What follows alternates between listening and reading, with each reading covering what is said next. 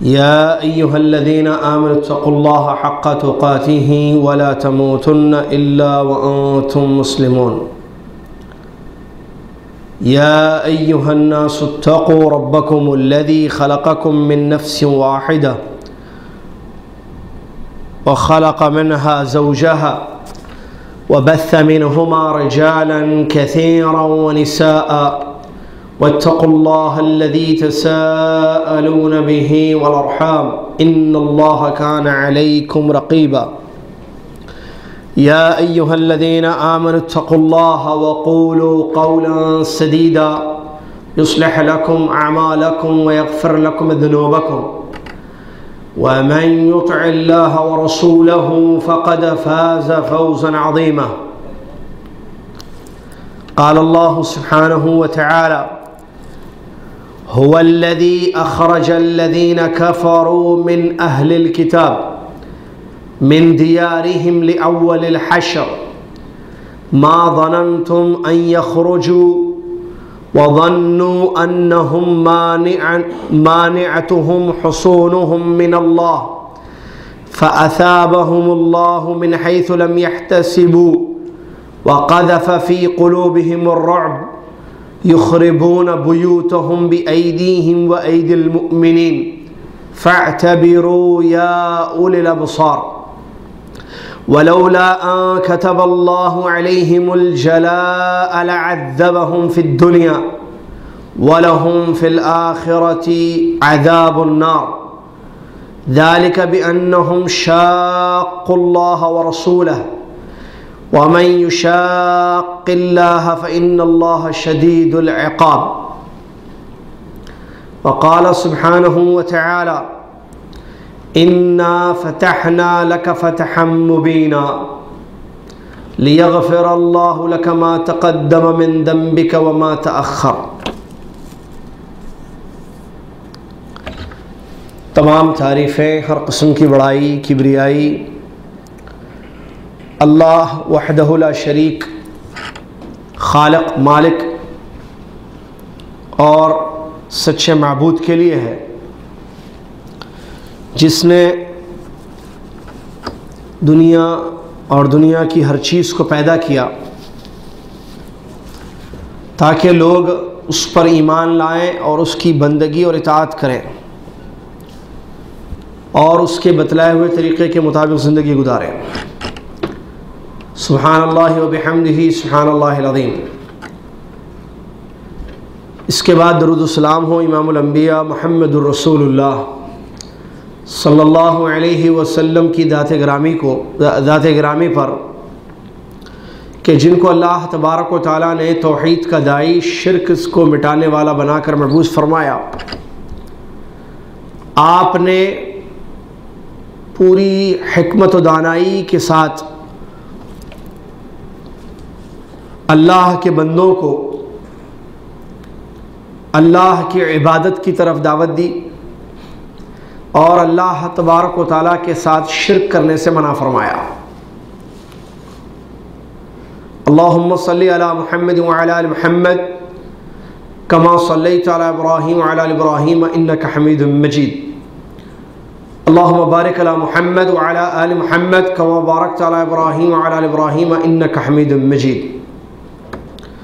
اس حمد اور صلاۃ بر نبینا علیہ السلام کے بعد آج 2 جمادی الاخرہ 1434 ہجری مطابق 12 اپریل 2013 عیسوی ہے۔ سیرت نبی صلی اللہ علیہ وسلم پر مشتمل یہ 11واں علمی دورہ یہاں مکتب شرق جدہ میں چل رہا ہے۔ پیارے نبی علیہ السلام کی سیرت طیبہ کی روشنی میں زندگی گزارنے کے سنہرے اصول کیا ہیں، یہ بتانا مقصود ہے، اور ہجرت کے بعد کی نبی علیہ السلام کی مدنی زندگی کیسے رہی، کیا اہم واقعات پیش آئے، اور پیارے نبی علیہ السلام کی ذاتی زندگی، آپ کا حلیہ مبارکہ، آپ کے عادات و اخلاق کو بھی بتانا مقصود ہے۔ اس سلسلے کی یہ 5ویں سیکنڈ لاسٹ کلاس ہے۔ جو غزوات میں اہم ہم کو بتانا ہے انشاءاللہ وہ آج ہم مکمل کر دیں گے، جو کہ 5ویں کلاس ہے آج۔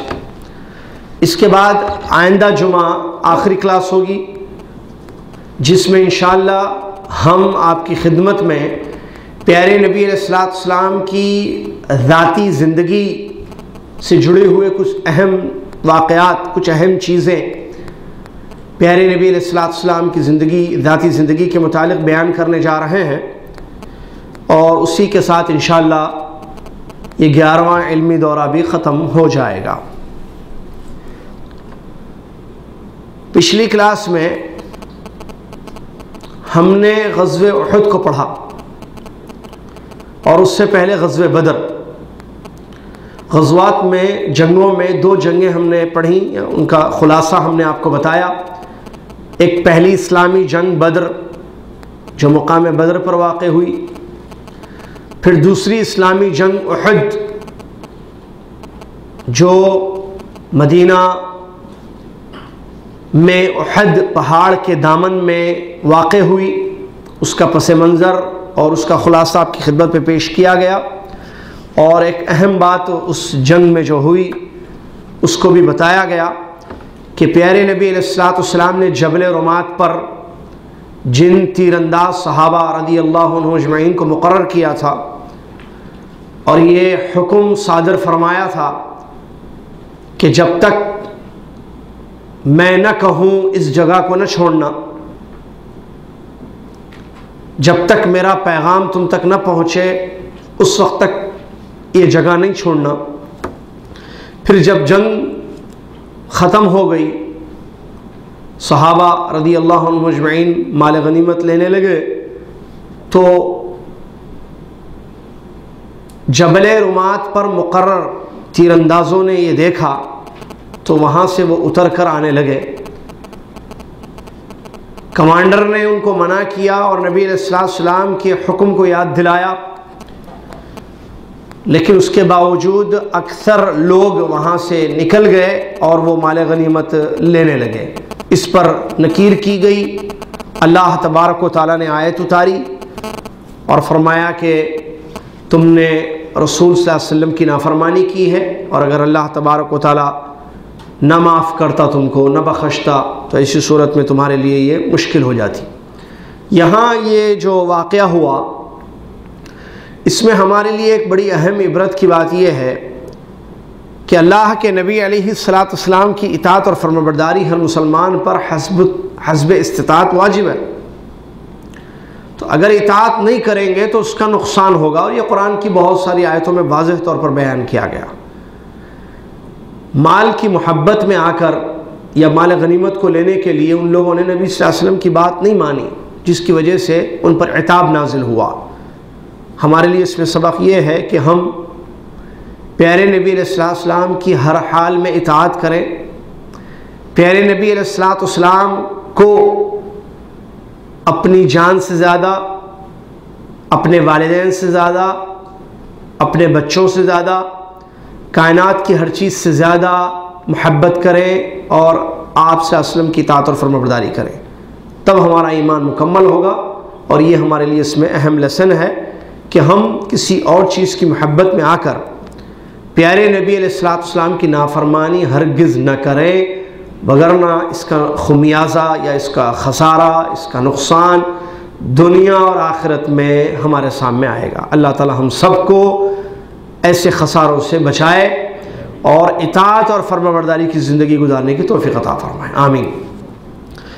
آج مزید کچھ غزوات انشاءاللہ جو باقی رہ گئے ہیں، بلکہ جو اہم ہیں، وہ آپ کی خدمت میں پیش کریں گے، اور وہ ہیں 4 غزوات انشاءاللہ، 4 جنگیں اور ان کا پس منظر یا ان کے بارے میں کچھ اہم باتیں آپ کی خدمت میں پیش کی جائیں گی۔ نمبر 1 غزوہ بنو نضیر، اس کے بعد غزوۃ الاحزاب یا غزوہ خندق جس کو کہا جاتا ہے، تیسرا غزوہ حدیبیہ یا صلح حدیبیہ، اور چوتھا اور آخری فتح مکہ۔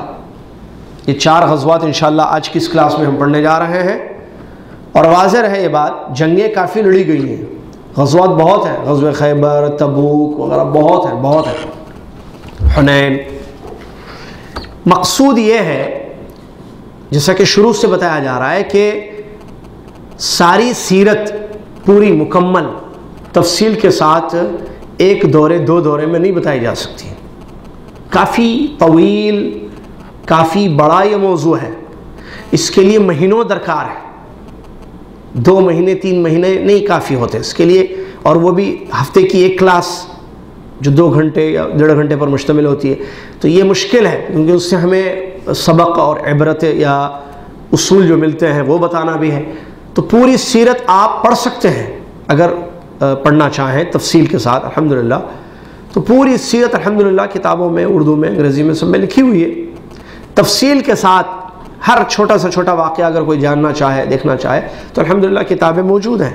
یہاں مقصود ہے اہم باتیں سیرت کے حوالے سے۔ اور جہاں تک غزوات کا ہم نے سلسلہ شروع کیا ہے پچھلی 2 کلاسوں سے، تو اس میں ہم نے سوچا کہ وہ اہم معرکے یا وہ اہم جنگیں جو بالخصوص ذکر کرنی چاہیے اور اس کا پس منظر معلوم ہونا چاہیے، ہم نے ان کو چوائس کیا، ان کو اختیار کیا اور وہ بتا رہے ہیں۔ اب تک 2 ہم نے بتایا، ایک غزوہ بدر جو کہ اہم پہلی اسلامی جنگ ہے، بہت بڑی جنگ ہے، وہ کس حالت میں لڑی گئی وغیرہ، ٹھیک ہے، اور کیسے قربانیاں اسلام کی خاطر ان لوگوں نے دیں۔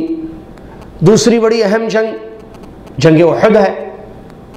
اس کے علاوہ یہ 4 جنگیں جو آج ہم بتانے جا رہے ہیں، خیبر، بنو نذیر اور احزاب اور حدیبیہ اور فتح مکہ، یہ اہم ہے، یہ 4 اور وہ 2 6 ہو گئے۔ یہ 6 غزوات ہم نے گویا کہ آپ کو پڑھایا ہے یا پڑھائیں گے۔ باقی غزوات آپ کتابوں میں پڑھ سکتے ہیں تفصیلات، جیسے تبوک ہے، غزوہ تبوک ہے، خیبر ہے، یا اسی طریقے سے حنین ہے وغیرہ، ٹھیک ہے، تفصیلات وہاں آپ کو، یا غزوہ بنو قینقاع ہے انشاءاللہ، وہ سب آپ وہاں پڑھ سکتے ہیں۔ پہلی جنگ جو آج ہم بتانے جا رہے ہیں آپ کو وہ ہے غزوہ بنو نذیر۔ بنو نذیر جو ہے یہ مدینہ کا ایک علاقہ، بنو نذیر یہ جو نام ہے اس جنگ کا، یہ بنو نذیر ایک قبیلہ تھا یہودیوں کا۔ آپ کو معلوم ہونا چاہیے کہ یہودی بہت پہلے سے مدینہ میں آباد تھے، پیارے نبی صلی اللہ علیہ وسلم کی ہجرت سے بھی پہلے، اور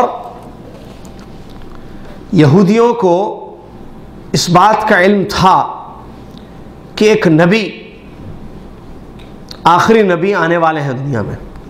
ان کی آسمانی کتابوں میں انہوں نے اس چیز کو پڑھا تھا اور ان کے اکابرین نے ان کو یہ بات بتائی تھی۔ وہ اس بات کے منتظر تھے کہ یہ جو دنیا کے بڑے اور آخری نبی آنے والے ہیں وہ ہم یہود میں سے ہوں گے، اور وہ اس کا ذکر بھی کیا کرتے تھے۔ کون؟ یہود کہتے تھے کہ ہمارے پاس وہ نبی آئیں گے اور ہم دنیا کو بتائیں گے، پھر آخری بڑے نبی ہمارے درمیان آنے والے ہیں۔ پھر جب اللہ تبارک و تعالیٰ نے اپنے ارادے سے، اپنی مرضی سے عرب میں سے محمد صلی اللہ علیہ وسلم کو چن لیا، قریش بنو ہاشم قبیلے سے، خاندان سے آپ کو چنا اور آخری نبی بنا کر مبعوث فرمایا، اور یہودیوں کو اس بات کا علم ہوا تو وہاں سے ان لوگوں نے دشمنی شروع کی، حسد کی عربوں سے، پیارے نبی علیہ السلام سے، اور پیارے نبی علیہ السلام کے ساتھ جتنے لوگ تھے ان سب کے یہ سب سے بڑے دشمن تھے۔ اور تاریخ گواہ ہے، قرآنی آیات موجود ہیں، جو دشمنی انہوں نے شروع کی وہ آج تک ہے اور یہ قیامت تک رہے گی۔ اللہ تبارک و تعالیٰ نے قرآن میں اس بات کو ذکر کیا ہے کہ سب سے بڑا دشمن مسلمانوں کا یہود ہے، والذین اشرکوا، اور وہ لوگ جو مشرک ہیں۔ نصارہ یا کرسچن جن کو کہتے ہیں، یہ بنسبت یہود کے کم ہے دشمنی میں، لیکن یہود یہ خطرناک قوم ہے، بڑی چالاک اور دنیا پرست، اور اسلام اور مسلمانوں کے سب سے بڑے دشمن، جوئز جن کو کہتے ہیں انگلش میں، جوز کیا؟ جوز یہ وہی ہیں یہود۔ تو مدینہ میں ان کے قبیلے آباد تھے پہلے سے، ان میں ایک بڑا قبیلہ تھا ان کا بنو نذیر، جو جنگ کی نسبت جس کی طرف کی گئی غزوہ بنو نذیر، اس کا پس منظر پیش کیا جا رہا ہے۔ یہ جنگ جو لڑی گئی غزوہ بنو نذیر، یہ ربیع الاول کے مہینے میں سن 4 ہجری، غزوہ احد سن 3 ہجری میں ہوئی، جو پچھلی جنگ ہم نے پڑھی احد، یہ جو لڑائی ہوئی ہے یہ سن 4 ہجری. تو بنو نضیر یہودیوں کی ایک قوم تھی جو مدینہ میں آباد تھی، اور خزرج جو قبیلہ انصاری قبیلہ تھا وہاں پر، اوس اور خزرج 2 مشہور قبیلے ہیں انصار کے. صحابہ کافی ان قبائل سے تعلق رکھتے ہیں، اور بہت پہلے ان میں آپس میں چھوٹی چھوٹی باتوں پر جو ہے بڑی زبردست و طویل عرصہ جنگیں لڑی گئیں اوس اور خزرج کے درمیان، خوریز جنگیں. تو خزرج جو ایک قبیلہ تھا، دوسرا ایک اوس تھا ایک خزرج، تو یہ حلیف تھے، ان کا اور مسلمانوں کے درمیان عہد تھا. اور یہودیوں کا بھی پیارے نبی علیہ الصلوۃ والسلام نے یہودیوں کے ساتھ، بنو نذیر قبیلے کے ساتھ عہد و پیمان کیا تھا کہ ہم آپ کو کچھ نہیں کریں گے، آپ ہم کو کچھ نہیں کریں گے. آپس میں سلامتی کا ایک عہد پیارے نبی صلی اللہ علیہ وسلم نے ان کے ساتھ کیا تھا، اور ان لوگوں نے وعدہ کیا تھا، عہد کیا تھا کہ ٹھیک ہے ہم آپ کے ساتھ ہیں، اور مدینہ کی حفاظت ہم کریں گے، ہم مل کر. اگر باہر سے کوئی مدینہ پر چڑھائی کرنا چاہے یا مدینہ کو نقصان پہنچانا چاہے تو ہم سب مل کر اس کا ڈیفنس کریں گے، مدینہ کا، اور دفاع کریں گے. یہ آپس میں طے ہوا تھا. لیکن جیسا کہ اہل علم نے، اور بلکہ واضح قرآن کی آیتوں میں اس بات کو بیان کیا گیا کہ ان کی طبیعت ہی ایسی تھی کہ یہ وعدوں کو توڑتے تھے. کون؟ یہود. بدبخت قوم. عہد و پیمان توڑنا، دھوکہ دینا، یہ ان کی عادت میں تھا. تو انہوں نے نبی علیہ الصلوۃ والسلام کے ساتھ جو عہد کیا تھا اس کو بھی توڑ دیا. بلکہ اس سے بھی خطرناک جو واقعہ ہوا، جو پس منظر ہے اس غزوے کا، کہ پیارے نبی صلی اللہ علیہ وسلم کے قتل کی سازش کی. انہوں نے یہ کہہ کر بلایا کہ آپ آئیے ہمارے قبیلے میں، کچھ لوگ اسلام سننا چاہتے ہیں، اسلام کے بارے میں جو آپ اچھی اچھی باتیں بتاتے ہیں وہ معلوم کرنا چاہتے ہیں. تو پیارے نبی علیہ السلام کی دعوت پر لبے گئے بنو نذیر قبیلے میں ان کے، اور وہاں ان کے پاس رکے. تو ان لوگوں نے کہا کہ ایک دیوار کے ساتھ کھڑے رہے نبی صلی اللہ علیہ وسلم قبیلے میں، وہاں جہاں قوم آباد تھی، بنو نذیر جو قبیلہ جہاں مدینہ میں آباد تھا. تو ان لوگوں نے کہا کہ آپ یہاں ٹھہریے، ہم جا کر لوگوں کو لاتے ہیں تاکہ آپ جو ہے ان کو دین کی باتیں بتائیں، اسلام کی باتیں بتائیں. یہ پلاننگ تھی ان کی. تو وہ گئے اور دوسرے جو یہودی تھے ان سب کے ساتھ ملے اور کہا کہ موقع اچھا ہے، ہمارے پاس آئے ہوئے ہیں یہ بنو نذیر میں، اور دیوار کے ساتھ کھڑے ہوئے ہیں، تو ایسا کیا جائے کہ کوئی اوپر جائے پیچھے کے راستے سے، اور بڑی چکی یا پتھر جیسے کہ روایتوں میں آتا اوپر ان کے ڈال دے اور ان کا کام تمام ہو جائے. بہت اچھا موقع ہے، ہمارے پاس آئے ہوئے ہیں یہ. تو یہ پلاننگ انہوں نے کی یا یہ تجویز کی. تو ایک آدمی تیار ہو گیا، ایک یہودی بدبخت، اس نے کہا کہ یہ کام میں کروں گا، اوپر سے پتھر ڈال کر سر پر تاکہ ختم ہو جائیں گے. نعوذ باللہ من ذالک. پیارے نبی صلی اللہ علیہ وسلم یہ ان کا انتظار کر رہے تھے کہ وہ آئیں گے اور بات ہوگی. وحی کے ذریعے اللہ تبارک و تعالیٰ نے نبی علیہ السلام کو اس کی خبر دے دی کہ انہوں نے سازش کی آپ کے خلاف. اور اللہ تبارک و تعالیٰ نے، ہم نے پچھلے درس میں تقریباً وہ آیت پڑھی تھی جس آیت میں اللہ تبارک و تعالیٰ نے فرمایا واللہ یعصمک من الناس، واللہ یعصمک من الناس. اللہ تبارک و تعالیٰ لوگوں سے آپ کو بچائے گا. اس سے پہلے بھی مشرکین نے جو مدینہ میں جو غزوہ احد کے موقع پر ہم نے بتایا تھا کہ نبی صلی اللہ علیہ وسلم، صحابہ جو ہے نبی صلی اللہ علیہ وسلم کا پہرا دیتے تھے، ہتھیار رکھ کر سوتے تھے تاکہ سوتے ہوئے ان پر حملہ نہ کیا جائے. خوف تھا مدینہ میں، تو پیارے نبی صلی اللہ علیہ وسلم کا پہرا دیتے تھے صحابہ جاگ کر تاکہ کوئی دشمن نبی صلی اللہ علیہ وسلم کو کوئی نقصان نہ پہنچائے. جب یہ آیت اتری واللہ یعصمک من الناس، اللہ تعالیٰ نے ذمہ داری لے لی کہ اللہ آپ کو لوگوں سے بچائے گا. دشمن آپ کو ضرر یا تکلیف ہرگز نہیں پہنچا سکتا ہے. تو یہ آیت جب نازل ہو گئی تو پیارے رسول نے فرمایا کہ میرا پہرا چھوڑ دو، میری حفاظت چھوڑ دو، اللہ تعالیٰ نے میری حفاظت لے لی، اللہ مجھے بچائے گا. آیت اتر گئی. تب وہ جو صحابہ پہرا دیتے تھے انہوں نے جو ہے یا آپ کی حفاظت کرتے تھے رات میں، وہ لوگ وہاں سے ہٹ گئے۔ تو اللہ تبارک و تعالیٰ نے ان کی سازشوں سے باخبر کیا اور پیارے نبی صلی اللہ علیہ وسلم کے پاس جبرائیل علیہ السلام کو بھیج دیا۔ جبرائیل علیہ السلام آ کر اطلاع دیتے ہیں کہ ان لوگوں نے آپ کے قتل کی پلاننگ کی ہے اور یہ اوپر سے آپ پر پتھر گرا کر آپ کو ختم کرنا چاہتے ہیں، آپ یہاں سے چلے جائیے۔ وہی آ گئے۔ چنانچہ پیارے نبی صلی اللہ علیہ وسلم سخت ناراض ہو گئے، کیونکہ پہلے ایک تو عہد و پیمان تھا، پھر اسلام کی باتیں، دین کی باتیں بتانے کے لیے بلایا گیا۔ دیکھیے سازش، دیکھیے پلاننگ، دیکھیے نعوذ باللہ من ذالک۔ پیارے نبی صلی اللہ علیہ وسلم وہاں سے نکل گئے۔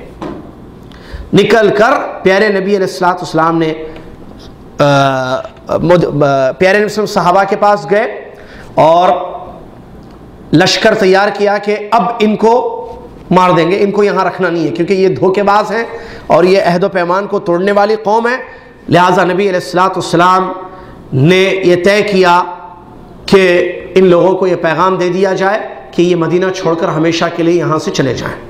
چنانچہ محمد ابن مسلمہ کو آپ نے یہ پیغام دے کر بھیجا یہودیوں کے پاس، بنو نذیر قبیلے کے پاس، کہ تم دھوکے باز ہو اور تم ہمارے خلاف ہو اور ہمارے دشمن ہو، ہماری دشمنی پر اتر آئے ہو، لہٰذا تم ہمارے شہر میں نہیں رہ سکتے، تم نے جو دھوکے کیے ہیں، لہٰذا تم کو 10 دن کی مہلت دی جا رہی ہے، 10 دنوں میں پورا شہر مدینہ خالی کر دو، ایک بھی تمہارا آدمی یہاں نہ رہے۔ اگر کوئی 10 دن کے بعد مدینہ میں نظر آئے گا یہودی تو اس کا سر کاٹ دیا جائے گا۔ سبحان اللہ، یہ سٹیپ بڑا اہم تھا جو پیارے نبی علیہ السلام نے لیا، اور ساتھ میں ان کو یہ بھی کہہ دیا کہ جو اپنا سامان لے جانا چاہتے ہو اجازت ہے، جو تم اپنا سامان، تمہارا یہاں سامان ہے نا، جو چیزیں ہیں تمہاری لے جاؤ، 10 دن کا ٹائم ہے، مدینہ خالی کر دو۔ جلا وطنی، آؤٹ، مدینہ سے باہر۔ کیوں؟ دھوکہ دیے، سازش کی ہے نبی صلی اللہ علیہ وسلم کے ساتھ، وعدے کیے تھے اور اس کے خلاف اترے۔ تو نبی علیہ السلام کو خطرہ محسوس ہے، اب آگے بھی کبھی بھی ان کے ساتھ کوئی ان پر بھروسہ نہیں کیا جا سکتا، اعتماد نہیں کیا جا سکتا، لہٰذا نبی صلی اللہ علیہ وسلم نے جلا وطنی کا حکم دے دیا۔ جلا وطن، تڑی پار، آؤٹ آف دا سٹی، ہمیشہ کے لیے۔ تو وہ لوگ تیاری کرنے لگے نکلنے کی، کیونکہ 10 دن کا ٹائم تھا۔ اسی دوران جب وہ بنو نذیر تیار ہو گئے نکلنے کے لیے مدینہ سے، کیونکہ نبی صلی اللہ علیہ وسلم نے سختی کے ساتھ یہ اعلان کر دیا تھا، کوئی نظر آئے گا مدت ختم ہوتے ہی اس کی گردن مار دی جائے گی۔ اسی پیریڈ میں، اسی دوران جب وہ تیار ہو رہے تھے یا تیاری کر رہے تھے نکلنے کی، عبداللہ بن ابی، سنا ہے نا، خطرناک، کون ہے یہ؟ منافقوں کا سردار۔ اسلام کو، یہاں ایک بات، اسلام کو جو مسلمانوں کو، اسلام کو جو نقصان ہوا 2 لوگوں سے ہوا۔ اسلام کے جو دشمن تھے 2 تھے، ایک کافر اور مشرک، اور دوسرے منافق۔ کافر مشرک کون؟ مکہ کے مشرکین، غزر ابھی آگے بھی جو جنگیں آ رہی ہیں سب مشرکین مکہ، جو بدر میں لڑے، احد میں لڑے، ہے نا، کفار اور مشرکین۔ اور پھر اہل کتاب، وہ بھی کفار اور مشرکین ہی ہے نا، اہل کتاب یہود، یہ بھی مشرک ہیں، کافر ہیں وہ بھی۔ تب ہم جب بولیں گے مشرکین تو ان میں یہ بھی آتے ہیں، مکہ کے مشرک بھی آتے ہیں، مدینہ کے مشرک ہیں، یہ کون؟ یہود، ہے نا، اہل کتاب نام ہے ان کا۔ اور دوسرے جو دشمن تھے وہ ہے منافقین، مدینہ کے، جو ظاہر اسلام کرتے تھے، چھپاتے تھے کفر۔ میں نے بتایا نا منافق کے بارے میں کلاس میں، نفاق 2 قسم کا ہوتا ہے، ایک اعتقادی نفاق، ایک عملی نفاق۔ تو یہ اعتقادی منافقین کا سردار تھا عبداللہ بن ابی۔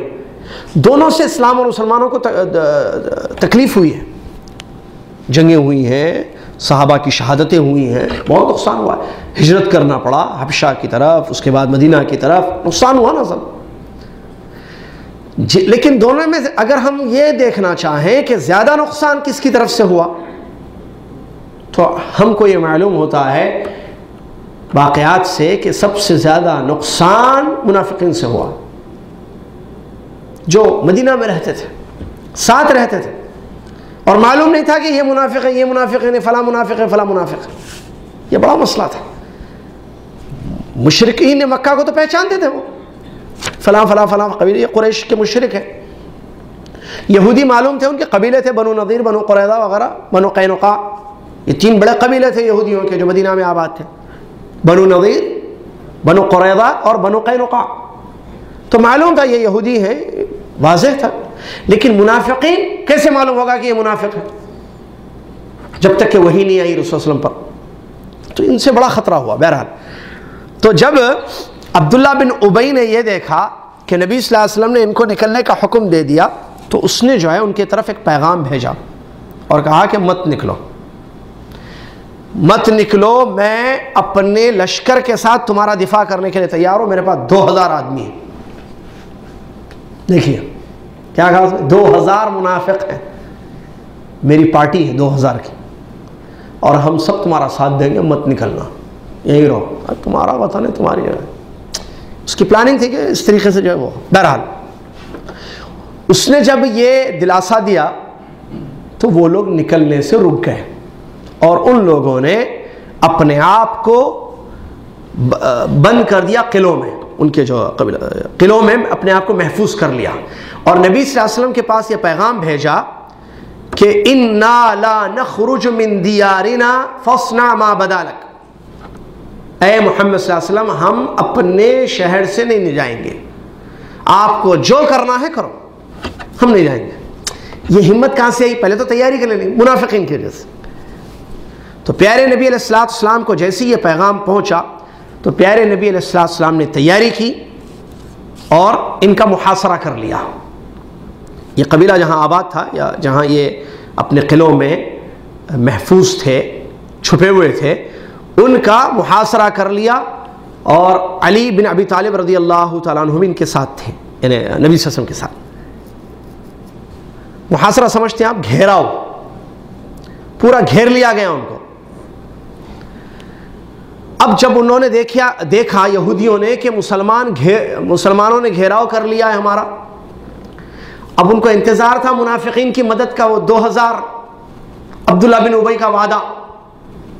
منافق ہے، منافق کسی کا نہیں ہوتا ہے، ان کے ساتھ بھی دھوکہ کیا اس نے دیکھا کہ جب مسلمانوں نے گھیراؤ کر لیا ہے، ارے یہ تو اپنا پرابلم ہے، ہمارے ساتھ پرابلم ہو جائے گا، وہ نہ ان کی مدد کیا عبداللہ بن ابی، اور نہ کوئی لشکر یا کمانڈر یا اپنے ساتھیوں کو ان کے ساتھ لڑنے کے لیے بھیجا۔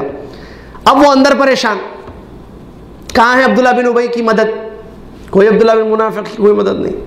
اب ان لوگوں نے اندر سے کیا کیا، یہودیوں نے پتھر تیر برسانا، پھینکنا شروع کیا مسلمانوں پر، مارنے کے لیے۔ جو اب کیا کریں گے بھائی، مسلمان آ گئے اطراف، انہوں نے گھیراؤ کر لیا ہے۔ 3 دن تک تقریباً یہی معاملہ رہا، پتھر پھینکتے، تیر پھینکتے، لیکن اس سے کچھ نہیں ہوتا۔ انہوں نے دیکھا کہ اب چارہ اسی میں ہے، بہتر خیر اسی میں ہے کہ ہتھیار ڈال دو، کیونکہ ہم ان سے لڑ نہیں سکتے ہیں، کب تک وہاں اندر بند رہیں گے۔ انہوں نے کہا کہ ٹھیک ہے، ہم یہاں سے نکلنے کے لیے تیار ہیں، ہمیں چھوڑ دیا جائے۔ انہوں نے یہ پیغام رسول صلی اللہ علیہ وسلم تک پہنچایا، چنانچہ نبی علیہ السلام نے اس شرط پر ان کو رہا کر دیا کہ وہ اپنے ساتھ ہتھیار نہیں لے جائیں گے، ہتھیار یہیں چھوڑ دیں گے، اپنا جو گھریلو سامان ہے وہ لے کر نکل جائیں قلعے سے، مدینہ چھوڑ دیں۔ ان کو نبی علیہ السلام نے اس بات کی اجازت دی، اور یہ ان کو تیقن دلایا کہ ایک خطرہ بھی ان کا خون کا نہیں بہایا جائے گا، جانا ہے چپ چاپ نکل جاؤ یہاں سے، اور ساتھ میں ہتھیار نہیں لینا، تو ہم کسی کو نہیں ماریں گے، کیونکہ مسلمان الحمدللہ دھوکہ نہیں دیتا ہے، جو بات کرتا ہے وہ پوری کرتا ہے۔ چنانچہ وہ لوگ وہاں سے نکلنے کے لیے تیار ہو گئے، اور وہ لوگ نکلنے لگے۔ قرآن آیات میں اللہ تبارک و تعالیٰ نے اس کا نقشہ کھینچا ہے۔ کیسی قوم تھی دیکھیے، یہ قوم، اس میں میں نے کہا نا سب سے بڑی پرابلم کفر اور شرک تو ہے ہی، سب سے بڑا گناہ، سب سے ایک انسان میں سب سے بری عادت کیا ہو، سب سے بری چیز کیا ہے انسان، کہ وہ اللہ کا انکار کرے، اس سے بری چیز کوئی نہیں ہے۔ ایک انسان اللہ کو مانتا ہے دوسرے پرابلمس ہے تو وہ بھی برا ہے، لیکن سب سے بڑی برائی انسان کی زندگی میں یہ ہے کہ وہ اللہ پر ایمان نہ لائے، سب سے بڑی بدبختی ہے۔ تو یہود اللہ کا انکار کرنے والے، اللہ کو سچا معبود نہیں مانے، محمد صلی اللہ علیہ وسلم کی رسالت کا انکار کرنے والے، اس کے علاوہ ان بڑی خرابیوں کے علاوہ دوسری خرابیاں تھیں، وعدے کی خلاف ورزی، عہد اور پیمان کو توڑنا، دھوکہ دینا، اور کنجوسی اور بخیلی۔ ان کی بخیلی کا عالم دیکھیے اور مسلمانوں سے دشمنی کا عالم دیکھیے۔ ان لوگوں نے گھر کے دروازے تک اکھاڑ لیے اپنے ساتھ لے جانے کے لیے، کہا کہ کوئی چیز چھوڑنا نہیں، اور گھروں کو اپنے ہاتھوں سے توڑ دیا ان لوگوں نے، اپنے گھروں کو، ان لوگوں نے اپنے گھروں کو اپنے ہاتھوں سے توڑ دیا۔ کیوں؟ کیونکہ جانا ہے نا، ختم، 3 دن ہو گئے، اب کیا، اب گھروں میں رہیں گے، گھر تو چھوڑنا ہے، اب گھر خالی چھوڑ کے جائیں گے، مسلمان فائدہ اٹھائیں گے اس سے، تو چھتیں دیواریں توڑ دی انہوں نے اور دروازے اکھاڑے اور اپنے ساتھ لے جانے لگے اللہ تبارک و تعالیٰ نے، اور مطلب جتنا ہو سکا ان سے ساری چیزیں لینے کے لیے جو ہے وہ تیار ہو گئے اور لے گئے اپنے ساتھ۔ وَهَدَّمُوا بُيُوتَهُمْ لِكَيْ لَا يَسْتَفِيدَ مِنْهُ الْمُسْلِمُونَ، اپنے گھروں کو توڑ دیا انہوں نے، جتنے گھر تھے یہودیوں کے وہاں پر، جس کا محاصرہ پیارے نبی صلی اللہ علیہ وسلم نے صحابہ نے کیا تھا، توڑ دیا ان لوگوں نے اپنے ہاتھوں سے۔ کیوں؟ تاکہ مسلمانوں کو ہم چلے جائیں گے اگر مسلمان اس میں نہ رہیں۔ اللہ تبارک و تعالیٰ نے اس کے بارے میں بیان فرمایا، سورہ حشر کی آیتیں آپ پڑھیں تو پوری تفصیل اس پر ہے۔ اللہ تعالیٰ نے فرمایا هو الذي اخرج الذين كفروا من اهل الكتاب من ديارهم لاول الحشر ما ظننتم ان يخرجوا وظنوا انهم مانعتهم حصونهم من الله فاتاهم الله من حيث لم يحتسبوا وقذف في قلوبهم الرعب يخربون بيوتهم بأيديهم وأيدي المؤمنين فاعتبروا يا أولي الأبصار۔ اس سورہ حشر کی آیت ہے جس کا ترجمہ یہ ہے، اللہ تبارک و تعالیٰ ہی کی ذات ہے جس نے اہل کتاب میں سے جو کافر تھے ان لوگوں کو ان کے گھروں سے نکال دیا۔ تم سمجھ رہے تھے کہ وہ نہیں نکلیں گے، اور وہ سمجھ رہے تھے کہ ان کے قلعے، ان کے گھر ان کو پناہ دیں گے، ان کو بچا لیں گے اللہ تعالیٰ کے عذاب سے، لیکن اللہ تبارک و تعالیٰ نے ان کو نکال دیا اور ان کے دلوں میں ڈر اور خوف کو، مسلمانوں کا جو ڈر اور خوف تھا یہ ان کے دلوں میں ڈال دیا اللہ تعالیٰ۔ یہودیوں کے دلوں میں مسلمانوں کا رعب اور دبدبا اللہ تعالیٰ نے پیدا کر دیا۔ یخربون بیوتہم بایدیہم، دیکھیں اپنے ہاتھوں سے اپنے گھروں کو خراب کر رہے تھے، مطلب توڑ رہے تھے۔ کیوں؟ تاکہ مسلمانوں کو فائدہ نہ ہو۔ تو لہٰذا عبرت حاصل کرو اے نگاہ رکھنے والو۔ وَلَوْلَا أَنْ كَتَبَ اللَّهُ عَلَيْهِمُ الْجَلَاءَ لَعَذَّبَهُمْ فِي الدُّنْيَا وَلَهُمْ فِي الْآخِرَةِ عَذَابُ النَّارِ، اگر اللہ تعالیٰ نے ان پر یہ جلاوطنی نہیں لکھی ہوتی، یہ گھر بدر نہیں لکھا ہوتا، یعنی مدینے سے نکلنا نہیں لکھا ہوتا، اگر اللہ نے ان کے لیے، تو اللہ تعالیٰ ان کو دنیا میں سخت عذاب دیتا۔ ویسے یہ خود ایک عذاب ہے، کون سا؟ گھر سے نکالا جانا، ذلت کے ساتھ نکل جانا، تو اللہ تعالیٰ ان کو دنیا میں سخت عذاب دیتا۔ وَلَهُمْ فِي الْآخِرَةِ عَذَابُ النَّارِ، اور یہ طے ہے کہ آخرت میں ان کے لیے جہنم کا، آگ کا عذاب ہے۔ ذَلِكَ بِأَنَّهُمْ شَاقُّوا اللَّهَ، کیوں ہے یہ دنیا کی جلاوطنی اور آخرت کا عذاب ان یہود کے لیے؟ اس لیے کہ انہوں نے اللہ اور اس کے رسول کے ساتھ دشمنی کی۔ وَمَن يُشَاقِ اللَّهَ، اور جو اللہ کا دشمن ہوگا، فَإِنَّ اللَّهَ شَدِيدُ الْعِقَابِ، اللہ تعالیٰ سخت عذاب دینے والا ہے۔ یہ آیتیں سورہ حشر کی اسی پس منظر میں اتری۔ بہرحال اس طریقے سے جو ہے ان کو مار کر، مجبور کر کے، ذلیل بنا کر، رسوا کر کے مدینہ سے ہمیشہ کے لیے نکال دیا گیا۔ تو وہ لوگ وہاں سے نکل گئے، اور یہ بات معلوم ہونی چاہیے کہ وہاں سے نکلنے کے بعد خیبر ایک مقام ہے جو کچھ میل پر، تقریباً 100 میل مدینہ سے دور واقع ہے، آج بھی اسی نام سے خیبر۔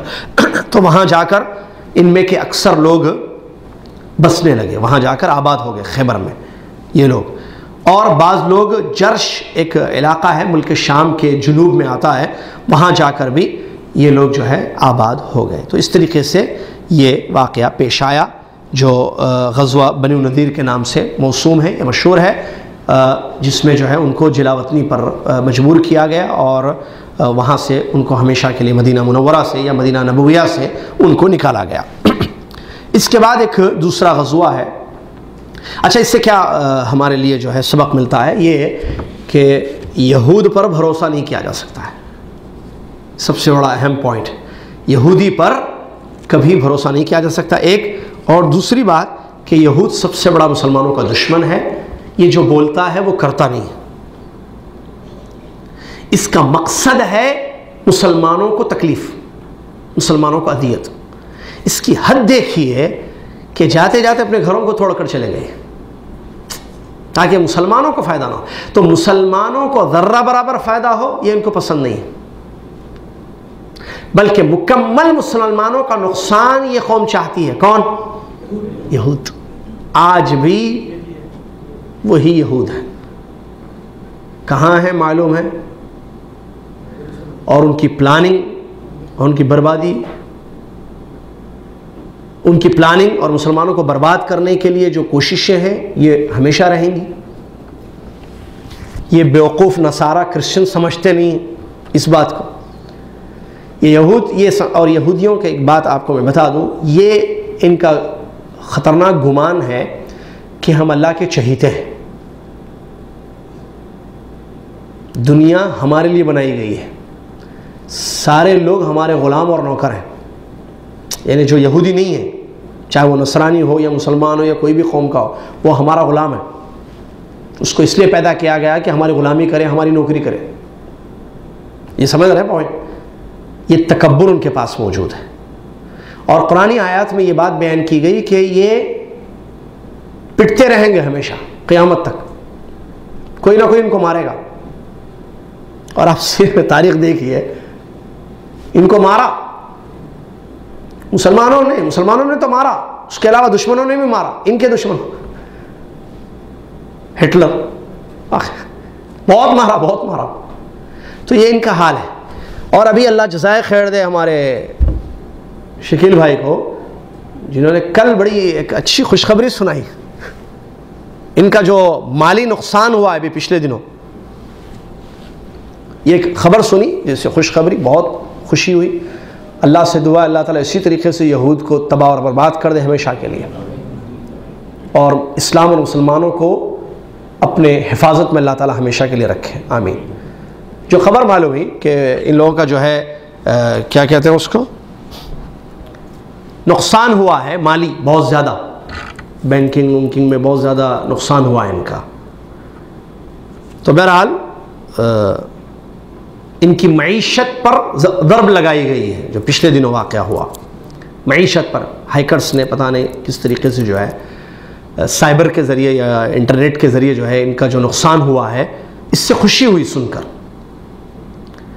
کہ ان کی معیشت پر ضرب لگائی، جنہوں نے بھی لگائی، ٹھیک ہے۔ تو یہ ایسے ہوتا رہے، اللہ تعالیٰ کی طرف سے ان پر جو عذاب ہے یہ قیامت تک کے لیے ہے، مختلف طریقوں سے مختلف شکلوں پر آئے گا۔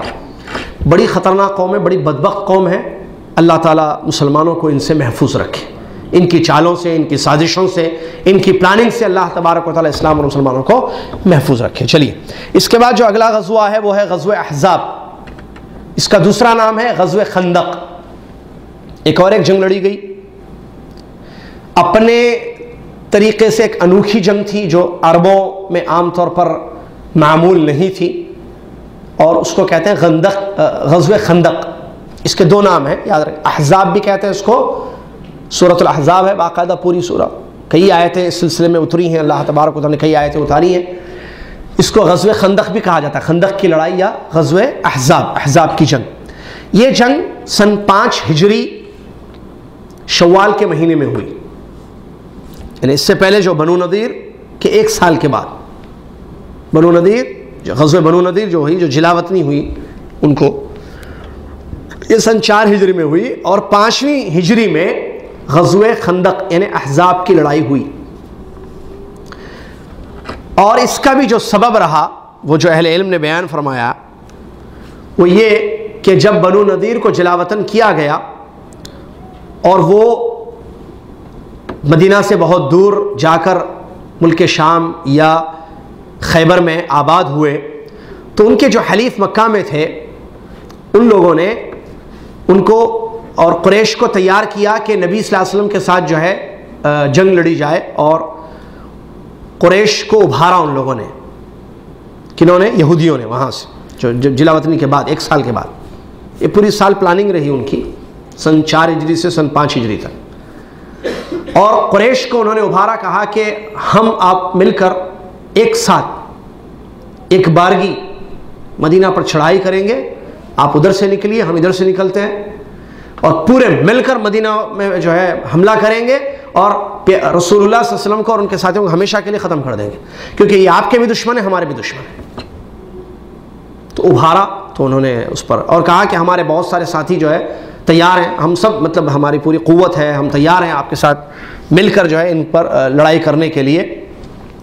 تو انہوں نے کہا کہ ٹھیک ہے، قریش تیار ہو گئے، ان کا پیغام پہنچا قریش کے پاس مکہ، تو قریش وہاں تیار ہو گئے۔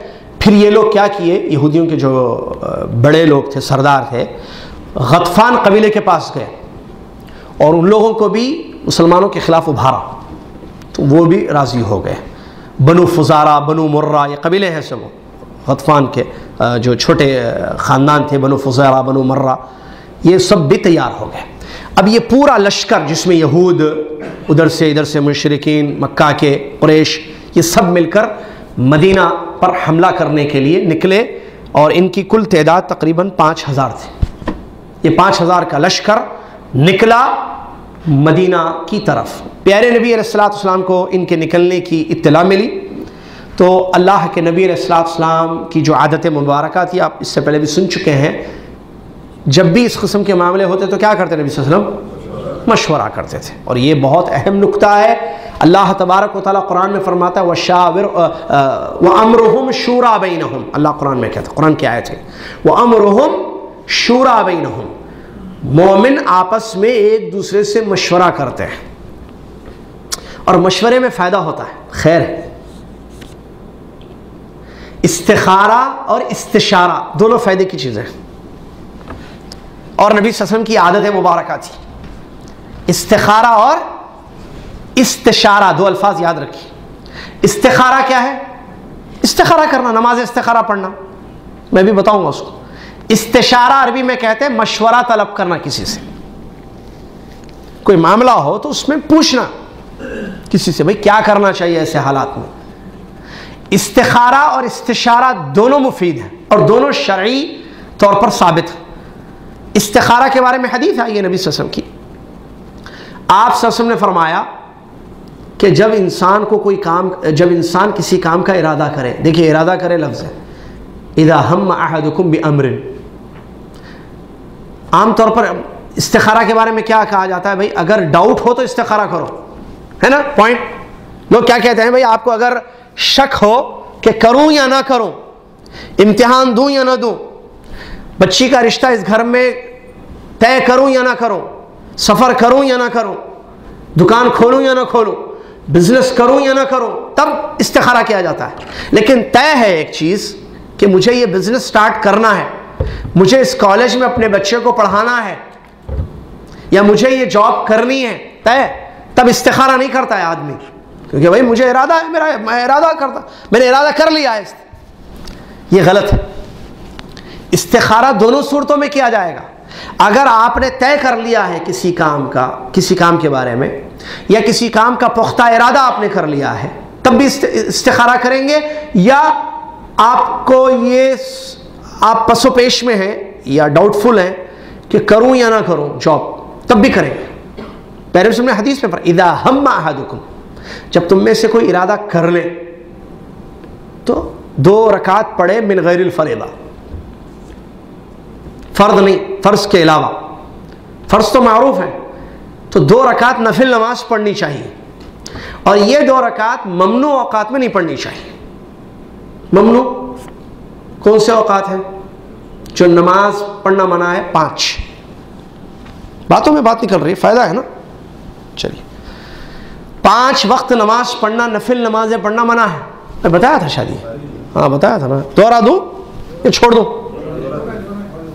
چھوڑ دیں، دہرا دیں، کچھ نئے لوگ بھی ہیں نا۔ نمبر 1، نماز پڑھنا کب منع ہے؟ جب سورج نکل رہا ہو. نمبر 2 جب سورج ڈوب رہا ہو. نمبر 3 فجر کی نماز کے بعد سورج نکلنے تک کا وقت. نمبر 4 عصر کی نماز کے بعد سورج ڈوبنے تک کا وقت. نمبر 5 زوال کا وقت، جب سورج سر پر ہو. ظہر سے پہلے 10 منٹ، ظہر کی اذان سے پہلے جو 10 منٹ پہلے کا ٹائم ہوتا ہے وہ. یہ 5 اوقات نماز پڑھنا منع ہے. تو نفل یہ استخارہ کی نماز ان اوقات میں نہ پڑھی جائے. اس کے علاوہ کبھی بھی پڑھیے آپ، صبح 10 بجے 11 بجے پڑھیے، رات میں 12 بجے پڑھیے، 1 بجے پڑھیے، ظہر اثر کے درمیان کبھی بھی پڑھیے، مغرب عشاء کے درمیان پڑھ لیجئے. سمجھ رہے ہیں؟ 2 رکعت نفل نماز پڑھیں گے. اس کے بعد ایک دعا آئی ہے جس کو دعا استخارہ کہتے ہیں. حسن مسلم اردو میں دعاؤں کی کتابوں میں عفواً یہ دعا موجود ہے. اللہم انی استخیرک بعلمک واستقدرک بقدرک. لمبی دعا ہے، جس کو یاد ہے یاد ہے، جس کو یاد نہ ہو دیکھ کر پڑھے. اور یاد کرنا مشکل نہیں ہے. اسکول میں کالج میں کیا کیا یاد کیے، تو دعا یاد کرنا کیا مشکل ہے. 4-5 لائن کی دعا یاد کر سکتے ہیں. چلیے دعا استخارہ کرے، 2 رکعت نماز پڑھے اور دعا کیے. ٹھیک ہے، جو کام کرنا ختم. اب اگر وہ کام آپ کے لیے خیر ہے اس میں، تو اللہ تعالیٰ وہ کام تکمیل تک پہنچا دے گا، وہ کام ہو جائے گا. جیسے جاب کے لیے آپ نے استخارہ کیا تو جاب مل جائے گی آپ کو. ختم. کال آئے گی، بولیں گے چلیے فلاں ڈیٹ سے آپ جوائن کیجئے، آپ کا میٹر سٹارٹ. جو بولتے ہیں لوگ میٹر سٹارٹ، میٹر بند بولتے ہیں نا بھیا، وہی ورڈز یوز کرنا چاہیے جو آج کل بولتے ہیں، لوگوں کو جلدی سمجھ میں آئے گا. ٹھیک ہے. اگر اس کام میں، اس جاب میں آپ کے لیے خیر نہیں ہے تو اللہ تعالیٰ وہ جاب آپ کو نہیں دلائے گا. کال آئے گی بھائی sorry we can't take you, یا جو بھی سوری کا میل آ جائے گا، بھائی کہیں اور آپ دیکھ لیں، ہم آپ کو نہیں لے سکتے ہیں. تو اس کا مطلب آپ کے لیے اس میں خیر ہے، کیونکہ آپ نے جو دعا کی استخارہ کی. ایک مرتبہ ترجمہ پڑھ لیں تو آپ کو معلوم ہوگا اے اللہ یہ کام جس کے لیے استخارہ ہے میری دنیا کے لیے، میری آخرت کے لیے، میرے انجام کار کے لیے بہتر ہو، اس میں خیر ہو، فائدہ ہو، تو یہ کام میرے لیے آسان کر دے. پھر آسان کرنے کے بعد اس میں میرے لیے برکت تو نازل فرما. اگر یہ کام میرے لیے یا میری آخرت کے لیے، میرے انجام کے لیے بہتر نہ ہو، نقصان ہو، تو اے اللہ مجھے اس سے دور کر دے. آپ نے مانگا ہے اللہ سے، اور جہاں خیر ہے وہاں مجھے پہنچا دے. تو وہ جاب اگر آپ کے لیے خیر ہے تو جاب ملے گی، خیر نہ. یہ ہے خواب نہیں آتا، خواب نہیں آتا، اشارے نہیں ملتے، دکھتا نہیں کچھ بھی، کیونکہ استخارہ میں دکھائی نہیں دیتا ہے، نہ سنائی دیتا ہے، ہو جاتا ہے جو ہونا ہے. آپ نے اللہ سے مشورہ کیا ہے تو خیر ہو تو وہ کام آپ کے لیے آسان ہو جائے گا، شر ہو تو وہ کام اس کام سے آپ کو دور کر دیا جائے گا، وہ خود سمجھ میں آ جائے گا آپ کو. جاب ملی تو کیا مطلب، استخارہ کیے جاب مل گئی، سٹارٹ ہو گئی جاب، میٹر سٹارٹ ہو گیا، اس کا مطلب کیا ہے آپ کے لیے اس میں خیر ہے. وہ جاب نہیں ملی آپ کو، چھوڑ دیا آپ کو، روک دیا گیا اس سے، ختم، وہ آپ کے لیے خیر نہیں تھا. یہ ہے استخارہ. اب عام طور پر جو کانسیپٹ ہے وہ نہیں، رات میں پڑھنا، سو جانا، سوچتے ہیں. اب عام طور پر ایک چیز کہ آدمی جو سوچتا ہے خواب بھی آتا. آپ سونے سے پہلے ہوتا ہی ہے، ڈسکس کیجئے کسی موضوع پر. جیسا کوئی کھیل دیکھ کر سو رہا ہے تو خواب میں میچ ہی اس کو نظر آ رہا ہے. یا عام طور پر جو باتیں خامے وخامے کی باتیں چل رہی ہیں تو خواب میں خامے وخامے نظر آئیں گے. ہوتا ہے بھائی، آتا ہے. کسی گھر میں کوئی فنکشن وغیرہ ہو، وہی ڈسکس تو وہ رات میں وہ دیتا میری بھی شادی ہو گئی، مجھے بھی دلہا بنایا گیا، ایسے خواب دکھتا ہے نا. تو یہ ہوتا ہے، اضغاث و احلام ہوتے ہیں. انسان سوچتا ہے تو سو جاتا ہے تو وہ چیزیں آ سکتی ہیں خواب. اب خواب پڑتا ہے تو ارے میں خواب آ گیا، ختم، اب اشارہ مل گیا. ارے کون خواب، کہاں کا اشارہ؟ خواب انبیاء کے سچے ہوتے ہیں بھائی، خواب میں اشارے انبیاء کو ملتے ہیں، حکم اللہ انبیاء کو دیا جاتا ہے. آپ کو کہاں سے اشارہ مل گیا، کس نے اشارہ دے دیا؟ نہیں، بیکار باتیں ہیں سب. خواب سے استخارہ کا کوئی تعلق نہیں ہے. ٹو بی فرینکلی، کلیئرلی، خواب سے استخارہ کا کوئی دور دور کا کنیکشن کا سی بھی نہیں ہے، تعلق قطعی نہیں ہے. ٹھیک ہے، خواب ایک الگ چیز ہے، استخارہ ایک الگ چیز ہے. تو پیارے نبی صلی اللہ علیہ وسلم کی یہ تعلیم تھی. صحابہ کہتے ہیں ہم کو رسول اللہ صلی اللہ علیہ وسلم جیسے چھوٹی چھوٹی صورتیں یاد دلاتے تھے، سکھاتے تھے، ایسے استخارہ سکھاتے تھے کہ ہر چھوٹی چیز کے لیے استخارہ کیا کرو. ایک دوسری چیز استشارہ. اللہ نے قرآن میں جیسا کہ میں نے آیا تھوڑی دیر پہلی امرہم شورا بینہم، وہ مومن آپس میں مشورہ کرتے ہیں. نبی صلی اللہ علیہ وسلم مشورہ کیا کرتے تھے صحابہ سے جنگوں میں. آپ دیکھیں قیدیوں کے معاملے مشورہ کیا کرنا، بولو قیدی جیسے اس سے پہلے بتایا ہم نے بہت ساری جگہوں میں، اور مشورہ کرنا جنگوں میں کیا کرے. تو یہ نبی صلی اللہ علیہ وسلم کا طریقہ کار تھا. جبکہ پیارے نبی صلی اللہ علیہ وسلم سے زیادہ سمجھدار، پیارے نبی صلی اللہ علیہ وسلم سے زیادہ علم والا، پیارے نبی صلی اللہ علیہ وسلم سے زیادہ ذہین، زیادہ دانشور، زیادہ اچھا انسان کوئی نہیں تھا، نہ ہے نہ قیامت تک آ سکتا ہے. سب سے زیادہ اچھے، سب سے زیادہ ذہین، سب سے زیادہ سمجھدار، سب سے زیادہ قابل، سب سے زیادہ ایجوکیٹڈ، سب سے زیادہ محترم، سب سے زیادہ اللہ کو پہچاننے والے، سب سے زیادہ اللہ سے ڈرنے والے محمد الرسول اللہ صلی اللہ علیہ وسلم. ان سے زیادہ ذہین کوئی نہیں تھا. آپ اندازہ لگائیں، آپ پڑھیں تو دیکھیے نبی صلی اللہ علیہ وسلم کی ذہانت معلوم ہوتی ہے. ماشاء اللہ تبارک اللہ، کتنے ذہین، ہمارے دور اندیش ہمارے نبی محمد صلی اللہ علیہ وسلم، بہت دور کی سوچنے والے. اس کے باوجود اپنے سے چھوٹے صحابہ سے مشورہ لے رہے ہیں. تو اس کا مطلب مشورے میں خیر ہے. اس کا مطلب مشورے کی اہمیت معلوم ہو رہی ہے. یہاں پر ہم بڑی پلاننگ کر لیتے ہیں، مشورہ نہیں کرتے. بچی کی شادی طے کرتے تھے، بعد میں اہل علم سے یا ذی شعور لوگوں سے جو ہے اہل الحل والعقد سے مشورے نہیں لیتے. بعد میں بیٹی کے پرابلمز. بھئی آپ نے مشورہ کیا تھا، استخارہ کس کو بولتے استخارہ؟ نہیں معلوم استخارہ. اچھا وہ جو دیکھتے ہیں جو خواب آتا ہے، نہیں کیا تھا، نہ خواب آیا. دیکھو مسئلہ ہی نہیں معلوم ہے بیچارے کو. مشورہ کیے کسی سے، اور گھر میں پوچھا تھا بیگم سے، کیا بولتے بیگم دیں گے نہیں دیں گے بچی کو؟ بیگم بولے ہاں اچھے دکھ رہے لوگوں، دے دو، دے دیے. بیوی سے مشورہ کیے. ارے آپ دونوں کسی عالم سے، کسی دانشور سے، کسی فہیم سے، عقل مند سے، سمجھدار آدمی سے مشورہ کرتے. آپس میں گھر میں بچوں بیٹے بیٹیاں، ماں باپ، پیرنٹس مل کے مشورہ کر لیے، بچی کی شادی کر دی. کتنا بڑا سٹیپ اٹھا دیے اور مشورہ تک نہیں کیے. بعد میں خسارہ ہوتا ہے، نقصان ہوتا ہے. یہاں یہ پوائنٹ ہے ہمارے لیے. ہم یہ شادی ہو یا جاب ہو، بچے کی پڑھائی کا مسئلہ ہو، کوئی بھی، اور اہل علم سے مشورے کریں. مشورے میں خیر ہے. آپ سٹیپ کیسا اٹھا دیے ہو؟ 10 لاکھ روپے ڈال کے دکان سٹارٹ کر دیے. پوچھے کسی سے اس جگہ پر اس مارکیٹ میں یہ دکان چلے گی نہیں چلے گی؟ پوچھنا چاہیے تھا نا. اہل علم سے مشورہ کیے، گاڑی لے لیے، بڑی گاڑی خرید لیے. کیا گاڑی خریدنا چاہیے تھا یا نہیں چاہیے تھا؟ مشورہ لیے نہیں. یہ سب سے بڑی غلطی ہے آج ہماری کہ ہم زندگی میں ایسے بہت سارے کام کرتے ہیں جو ضروری ہیں ہماری زندگی میں، کرنے چاہیے، لیکن مشورے نہیں لیتے ہیں. مشورے لینے چاہیے. مشورے میں خیر ہوتا ہے، فائدہ ہوتا ہے مشورے میں.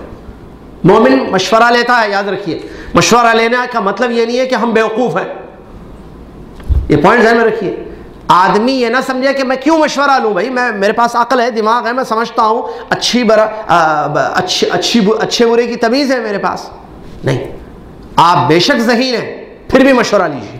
محمد رسول اللہ صلی اللہ علیہ وسلم نے مشورہ لیا ہے. مشورے میں خیر. پھر ایک آخری بات، مشورہ کس سے لینا چاہیے، یہ بھی اہم پوائنٹ.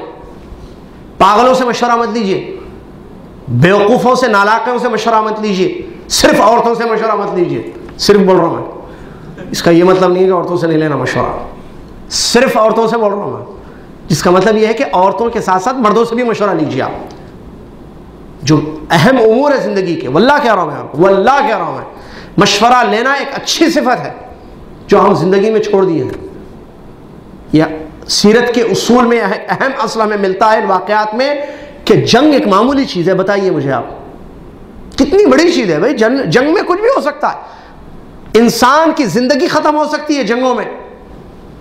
پیارے نبی صلی اللہ علیہ وسلم اتنی اہم معاملے میں مشورہ لے رہے ہیں صحابہ سے. اور دیکھیے یہاں غزوہ خندق میں وہی ہو رہا ہے جو ابھی میں بتانے جا رہا ہوں. لہٰذا اس بات کو اچھی طریقے سے ذہن میں رکھیں کہ ہم بھی اپنی زندگی میں انشاءاللہ مشورے کریں گے، اہل علم سے مشورے کریں. اللہ جزائے خیر دے. بعض لوگ فون کرتے ہیں، مشورے لیتے ہیں کہ یہ کرنا چاہیے نہیں کرنا چاہیے، یہ کام کرنا چاہیے. ان کو صحیح مشورے ملتے ہیں. علماء ماشاءاللہ موجود ہیں, آپ پوچھیں ارے مولویوں سے کیا پوچھنا بھائی ہم, ارے مولوی یہی ہوں ان سے پوچھنا, ان کو ہی معلوم ہے صحیح کیا ہے. آپ دنیا دار سے پوچھیں گے, غنڈے سے پوچھیں گے, مشورہ لیں گے, بھائی بچی کو دوں نہ کو دوں, کون ہے, ہاں لگا ہمارے کو ہفتہ دیتے رہتے, دو بچی دے دو, کیا ہے نہیں وہ ہمارے پاس ہی آتے رہتے, ہمارے پہچان والے ہیں وہ لوگ, دے دو بچی کو. ارے بھائی سے مشورہ کیے کہ بچی دینا نہیں دینا ان کو, علماء سے مشورہ کرو, وہ صحیح دیں گے, وہ آپ کو گائیڈ ایک بہترین راستہ بتائیں گے, واللہ کہہ رہا ہوں میں. لہٰذا ہم اپنی زندگی میں جو ہے اس چیز کو ایک اصول بنائیں کہ ہم کوئی بھی کام کریں, بڑے کام نہیں چھوٹے کام بھی. آپ کو گھر لینا ہے, کرایہ پہ کسی ایریا میں گھر لینا ہے, کون سے ایریا میں لینا, کتاب خریدنی ہے, بڑا کام ہے کوئی, اپنی جگہ بڑا کام ہے, لیکن ہمارے لوگوں کی نظر میں بڑا کام نہیں ہے. ایک کتاب خریدنی, ایک کتاب, کون سی کتاب خریدنا, مشورہ کیے کبھی علماء سے,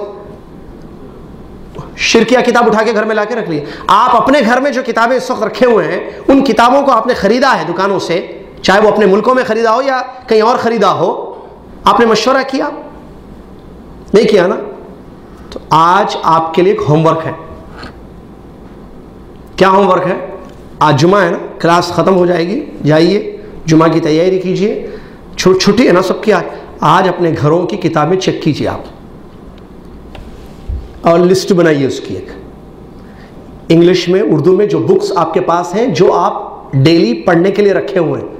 دینی بکس کی بات کر رہا ہوں میں, سوشل میتھمیٹکس وہ ضرورت نہیں مشورہ کرنے کی, آپ کو معلوم ہے وہ سلیبس جو ہے وہی رکھنا پڑتا ہے, وہ تو چھوڑو, وہ ہماری لائن ہی نہیں ہے, نہ آپ کی لائن ہے, وہ ہم سب کی لائن نہیں ہے وہ, ٹھیک ہے.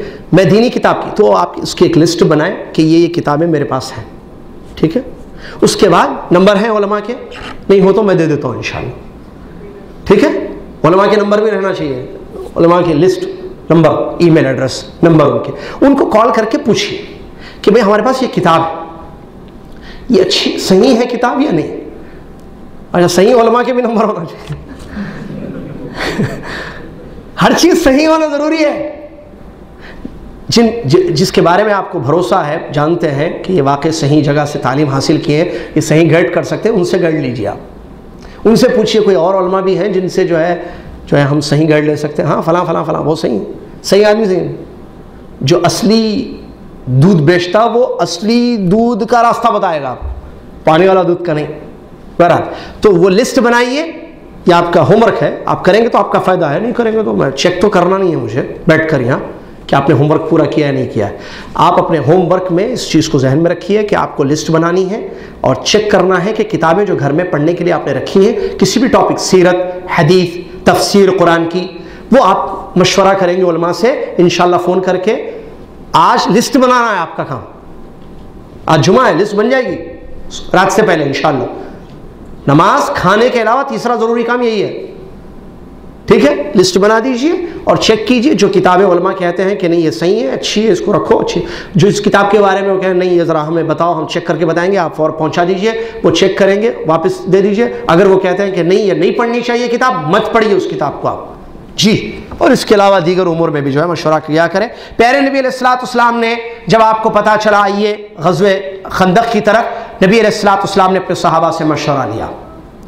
قریش 5000 کا لشکر لے کر, یہودی ان کے ساتھ ملے ہوئے ہیں, سب مل کر مدینہ پر چڑھائی کے لیے آ رہے ہیں, مدینہ کو ختم کرنے کے لیے آ رہے ہیں, ہم کو مارنے کے لیے آ رہے ہیں, کیا کیا جائے. چنانچہ جب مشورہ ہوا, سلمان فارسی رضی اللہ تعالی عنہ نے مشورہ دیا کہ مدینہ کے اطراف جو راستے مدینہ کو آتے ہیں, خندق کھودی جائے. خندق کس کو کہتے ہیں؟ گڑھا, گڑھے کھودے جائیں, بڑے بڑے گڑھے زمین میں. اور یہ اس قسم کا یہ جو چیز تھی, یہ سلمان فارسی رضی اللہ عنہ کا مشورہ تھا. یہ عربوں میں نہیں تھی یہ چیز کہ اس طریقے سے لڑائی کبھی نہیں ہوئی تھی عربوں میں, ان کو معلوم ہی نہیں تھی یہ لڑائی. یہ سلمان فارسی لے کر آئے تھے فارس سے کہ یہ بھی لڑائی کا ایک طریقہ ہے, بڑے بڑے گڑھے کھود دیے جائیں.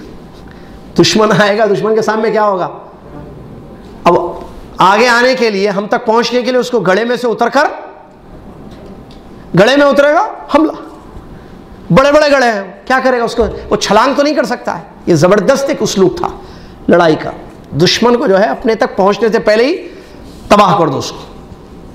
تو بہرحال یہ اس مشورے پر نبی صلی اللہ علیہ وسلم نے عمل کیا، ایکسیپٹ کیا، بہت اچھا مشورہ ہے۔ اس کے بعد اب عمل شروع ہوا، اب ان کو آنا ہے، وہ وہاں سے مکہ سے تھوڑا ہی 120 140 کی گاڑیوں میں جو ہے آ رہے ہیں وہ مارنے کے لیے مدینہ، ایسا نہیں ہے، ان کو اونٹوں پہ گھوڑوں میں آنا ہے، ٹائم تو لگے گا نا، سمجھنے کے لیے بتا رہا ہوں۔ اب یہاں گڑھے کھود رہے ہیں، اس کو بھی ٹائم چاہیے، تو یہاں شروع تیاری نبی صلی اللہ علیہ وسلم نے۔ اس سے ایک بات یہ بھی معلوم ہوتی ہے کہ بھائی ہر چیز کے راستے ہیں، ہاتھ پہ ہاتھ رکھنا توکل نہیں ہے، تواکل ہے۔ کوئی کہے رسول صلی اللہ علیہ وسلم نے یہ نہیں کیا، ارے چھوڑو ہم گڑھے کیوں کھودیں گے، مشورہ کیوں، ہم بیٹھے رہیں گے، ہم مدینہ میں اپنے گھروں میں بیٹھے رہیں گے، اللہ تعالیٰ جو ہے خود جو ہے انتظام کر دے گا، مار کے بھگا دے گا ان لوگوں کو، 5000 کا جو لشکر آیا۔ ایسا کیا نبی صلی اللہ علیہ وسلم نے کسی لڑائی میں؟ تیاری کرنا چاہیے، اسباب اپنا کر نتیجہ اللہ کے حوالے کرنا، اللہ تبارک و تعالیٰ سے مدد حاصل کرنا، یہ توکل ہے۔ جانور کو رسول صلی اللہ علیہ وسلم نے کیا حکم دیا تھا صحابی کو کہ آپ اپنی اونٹنی کو رسی سے باندھو اور اللہ پر بھروسہ کرو، ہے نا؟ یہ ہے توکل جو ہماری زندگی میں ہونا چاہیے، اسباب اپنا کر۔ یہ نہیں کہ ہم ٹاپ تک پہنچ گئے، اب ہمیں نماز پڑھنے کی ضرورت نہیں ہے، جو اسباب ہیں جنت کے جانے کے لیے، ہم کو نہ نماز کی ضرورت ہے، نہ روزے کی ضرورت ہے، نہ عبادت کی ضرورت ہے، پہنچے ہوئے ہیں ہم بیٹھیں گے بس ہم جنتی ہیں پکے، نہیں، عبادت کرنا ہے، عبادت ایک راستہ ہے جنت تک جانے کا، ہے نا؟ اللہ تبارک و تعالیٰ نے فرمایا وَاعْبُدْ رَبَّكَ حَتَّى يَأْتِيَكَ الْيَقِينُ، اے نبی صلی اللہ علیہ وسلم آپ عبادت کیجئے اللہ کی، اپنے رب کی، جب تک کہ موت نہ آ جائے، مرنے تک عبادت کرنی ہے، کیونکہ عبادت بھی ایک راستہ ہے، سبب ہے۔ تو بہرحال نبی صلی اللہ علیہ وسلم نے اسباب اپنایا اور گڑھے کھودنا جو ہے شروع ہوا۔ ایک ایک آدمی کے بارے میں جیسے کہ سیرت میں آتا ہے تقریباً 10 ہاتھ گہرائی کھودنا مقرر ہوا، ہر آدمی کھودے گا۔ کتنے ہاتھ؟ 10 ہاتھ لمبائی جو ہے گہرا گڑھا جو ہے کھودے گا، اور پیارے نبی علیہ السلام خود بھی ان کے ساتھ کھودنے لگے گڑھائی۔ اور اس میں واقعات آئے، بہرحال نبی صلی اللہ علیہ وسلم کی وہ ایک حدیث، بہرحال وقت نہیں ہے اتنا کہ تفصیل اس میں جائیں ہم، کہ جو حدیثیں اس سلسلے میں ہوئی ہیں ایک دو بتا دوں بس۔ ایک حدیث میں نبی صلی اللہ علیہ وسلم نے یہ یعنی کھود رہے تھے گڑھے اور مٹی اٹھا رہے تھے، نبی صلی اللہ علیہ وسلم نے فرمایا کہ اللہم لا عیش الا عیش الآخرہ فاغفر للانصار والمہاجرہ، اللہ عیش تو جو ہے صرف آخرت ہی کا عیش ہے، تو زندگی اصل آخرت کی زندگی، دنیا تو کد و کاوش جد و جہد کی زندگی ہے، اور آپ صلی اللہ علیہ وسلم نے دعا فرمائی انصار اور مہاجرین کی بخشش کے لیے کہ اللہ تو ان کو بخش دے۔ ایک اہم واقعہ جو ہوا ہے، گڑھے کھود رہے تھے صحابہ، تو اس میں ایک بڑی ظاہر بات ہے جب زمین کھودیں گے تو بڑے بڑے پتھر بھی ہوتے ہیں نا نیچے زمین میں، تو ایک بڑی چٹان آئی، تو نبی صلی اللہ علیہ وسلم کو جو ہے صحابہ نے اطلاع دی کہ یہ جو ہے بڑا پتھر آ گیا ہے یہاں پر، ایک بڑی چٹان بولیے پتھر جو بھی ہے پتھر سمجھے، تو نبی صلی اللہ علیہ وسلم نے جو ہے اپنے ہاتھ سے اس پر ایک ضرب لگائی، ٹھیک ہے؟ تو نبی علیہ السلام نے دیکھا کہ قیصر و کسریٰ کے خزانے آپ کو دکھائے گئے، تو نبی صلی اللہ علیہ وسلم نے خوشخبری سنائی، خوشخبری ہو اے مسلمانوں کہ قیصر و کسریٰ کی فتح مجھے دکھائی گئی ہے، میں ان کے محلات کی روشنی دیکھ رہا ہوں، قیصر و کسریٰ کے محلات کی، ان کے پیلیسز کی روشنی، ٹھیک ہے؟ تو جو خوشخبری تھی، اسی طریقے سے اور بھی خوشخبریاں بلاد فارس کی اور یمن وغیرہ کی فتوحات کی خوشخبریاں نبی صلی اللہ علیہ وسلم نے اسی وقت سنائی جب آپ نے 3 مرتبہ ایک ضرب پر ایک چیز آپ کو نظر آئی، تو نبی صلی اللہ علیہ وسلم نے جو ہے صحابہ کو خوشخبری سنائی۔ یہ معجزہ تھا نبی صلی اللہ علیہ وسلم کا جو وہاں پر غزوہ خندق کے موقع پر ہوا ہے۔ اور میں آپ کو بتاؤں یہ کہاں ہے، یہ معلوم ہے آپ کو؟ نہیں خیر کیسا بتائیں، وہ تو مدینہ لے جانا پڑے گا۔ آپ ایک خالی اتنا ایک پہلے مسجد تھی، اب ایک مسجد ہے، پہلے کئی مسجدیں تھیں، سبع مساجد بولتے ہیں اس ایریا کو، یاد ہے آپ کو ایریا؟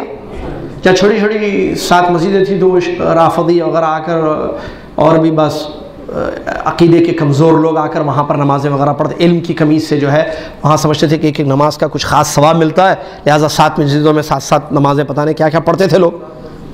تو الحمدللہ اللہ جزائے خیر دے اس حکومت کو، انہوں نے اس کو ختم کر دیا، ایک بڑی مسجد بنا دی گئی وہاں پر۔ تو وہ جو ایریا ہے نا خندق، وہاں کھودی گئی تھی، وہ ایریا یاد ہے آپ کو سبع مساجد؟ وہاں خندقیں کھودی گئی تھی، ایگزیکٹلی نہیں معلوم کس جگہ، لیکن اسی ایریا میں جو ہے، اسی منطقے میں یہ خندق کھودی گئی بہرحال. اور یہ خندق کھودی گئی، اور پیارے نبی صلی اللہ علیہ وسلم کے ساتھ جو صحابہ تھے وہ 3000 تھے، اور دشمن کتنے تھے جو آ رہے تھے؟ 5000. تو اس طریقے سے یہ معاملہ ہوا. پھر نبی علیہ الصلوۃ والسلام غزوہ خندق کا معاملہ جب ختم ہوا کھدائی کا، تو نبی علیہ الصلوۃ والسلام ایک منٹ جی، وہاں سے مشرکین مکہ پہنچ گئے مدینہ، اور ابو سفیان لشکر کی کمانڈری کر رہے تھے رضی اللہ عنہ. اس وقت ابھی اسلام قبول نہیں کیا، یہ آگے انہوں نے اسلام قبول کیا ہے. بہرحال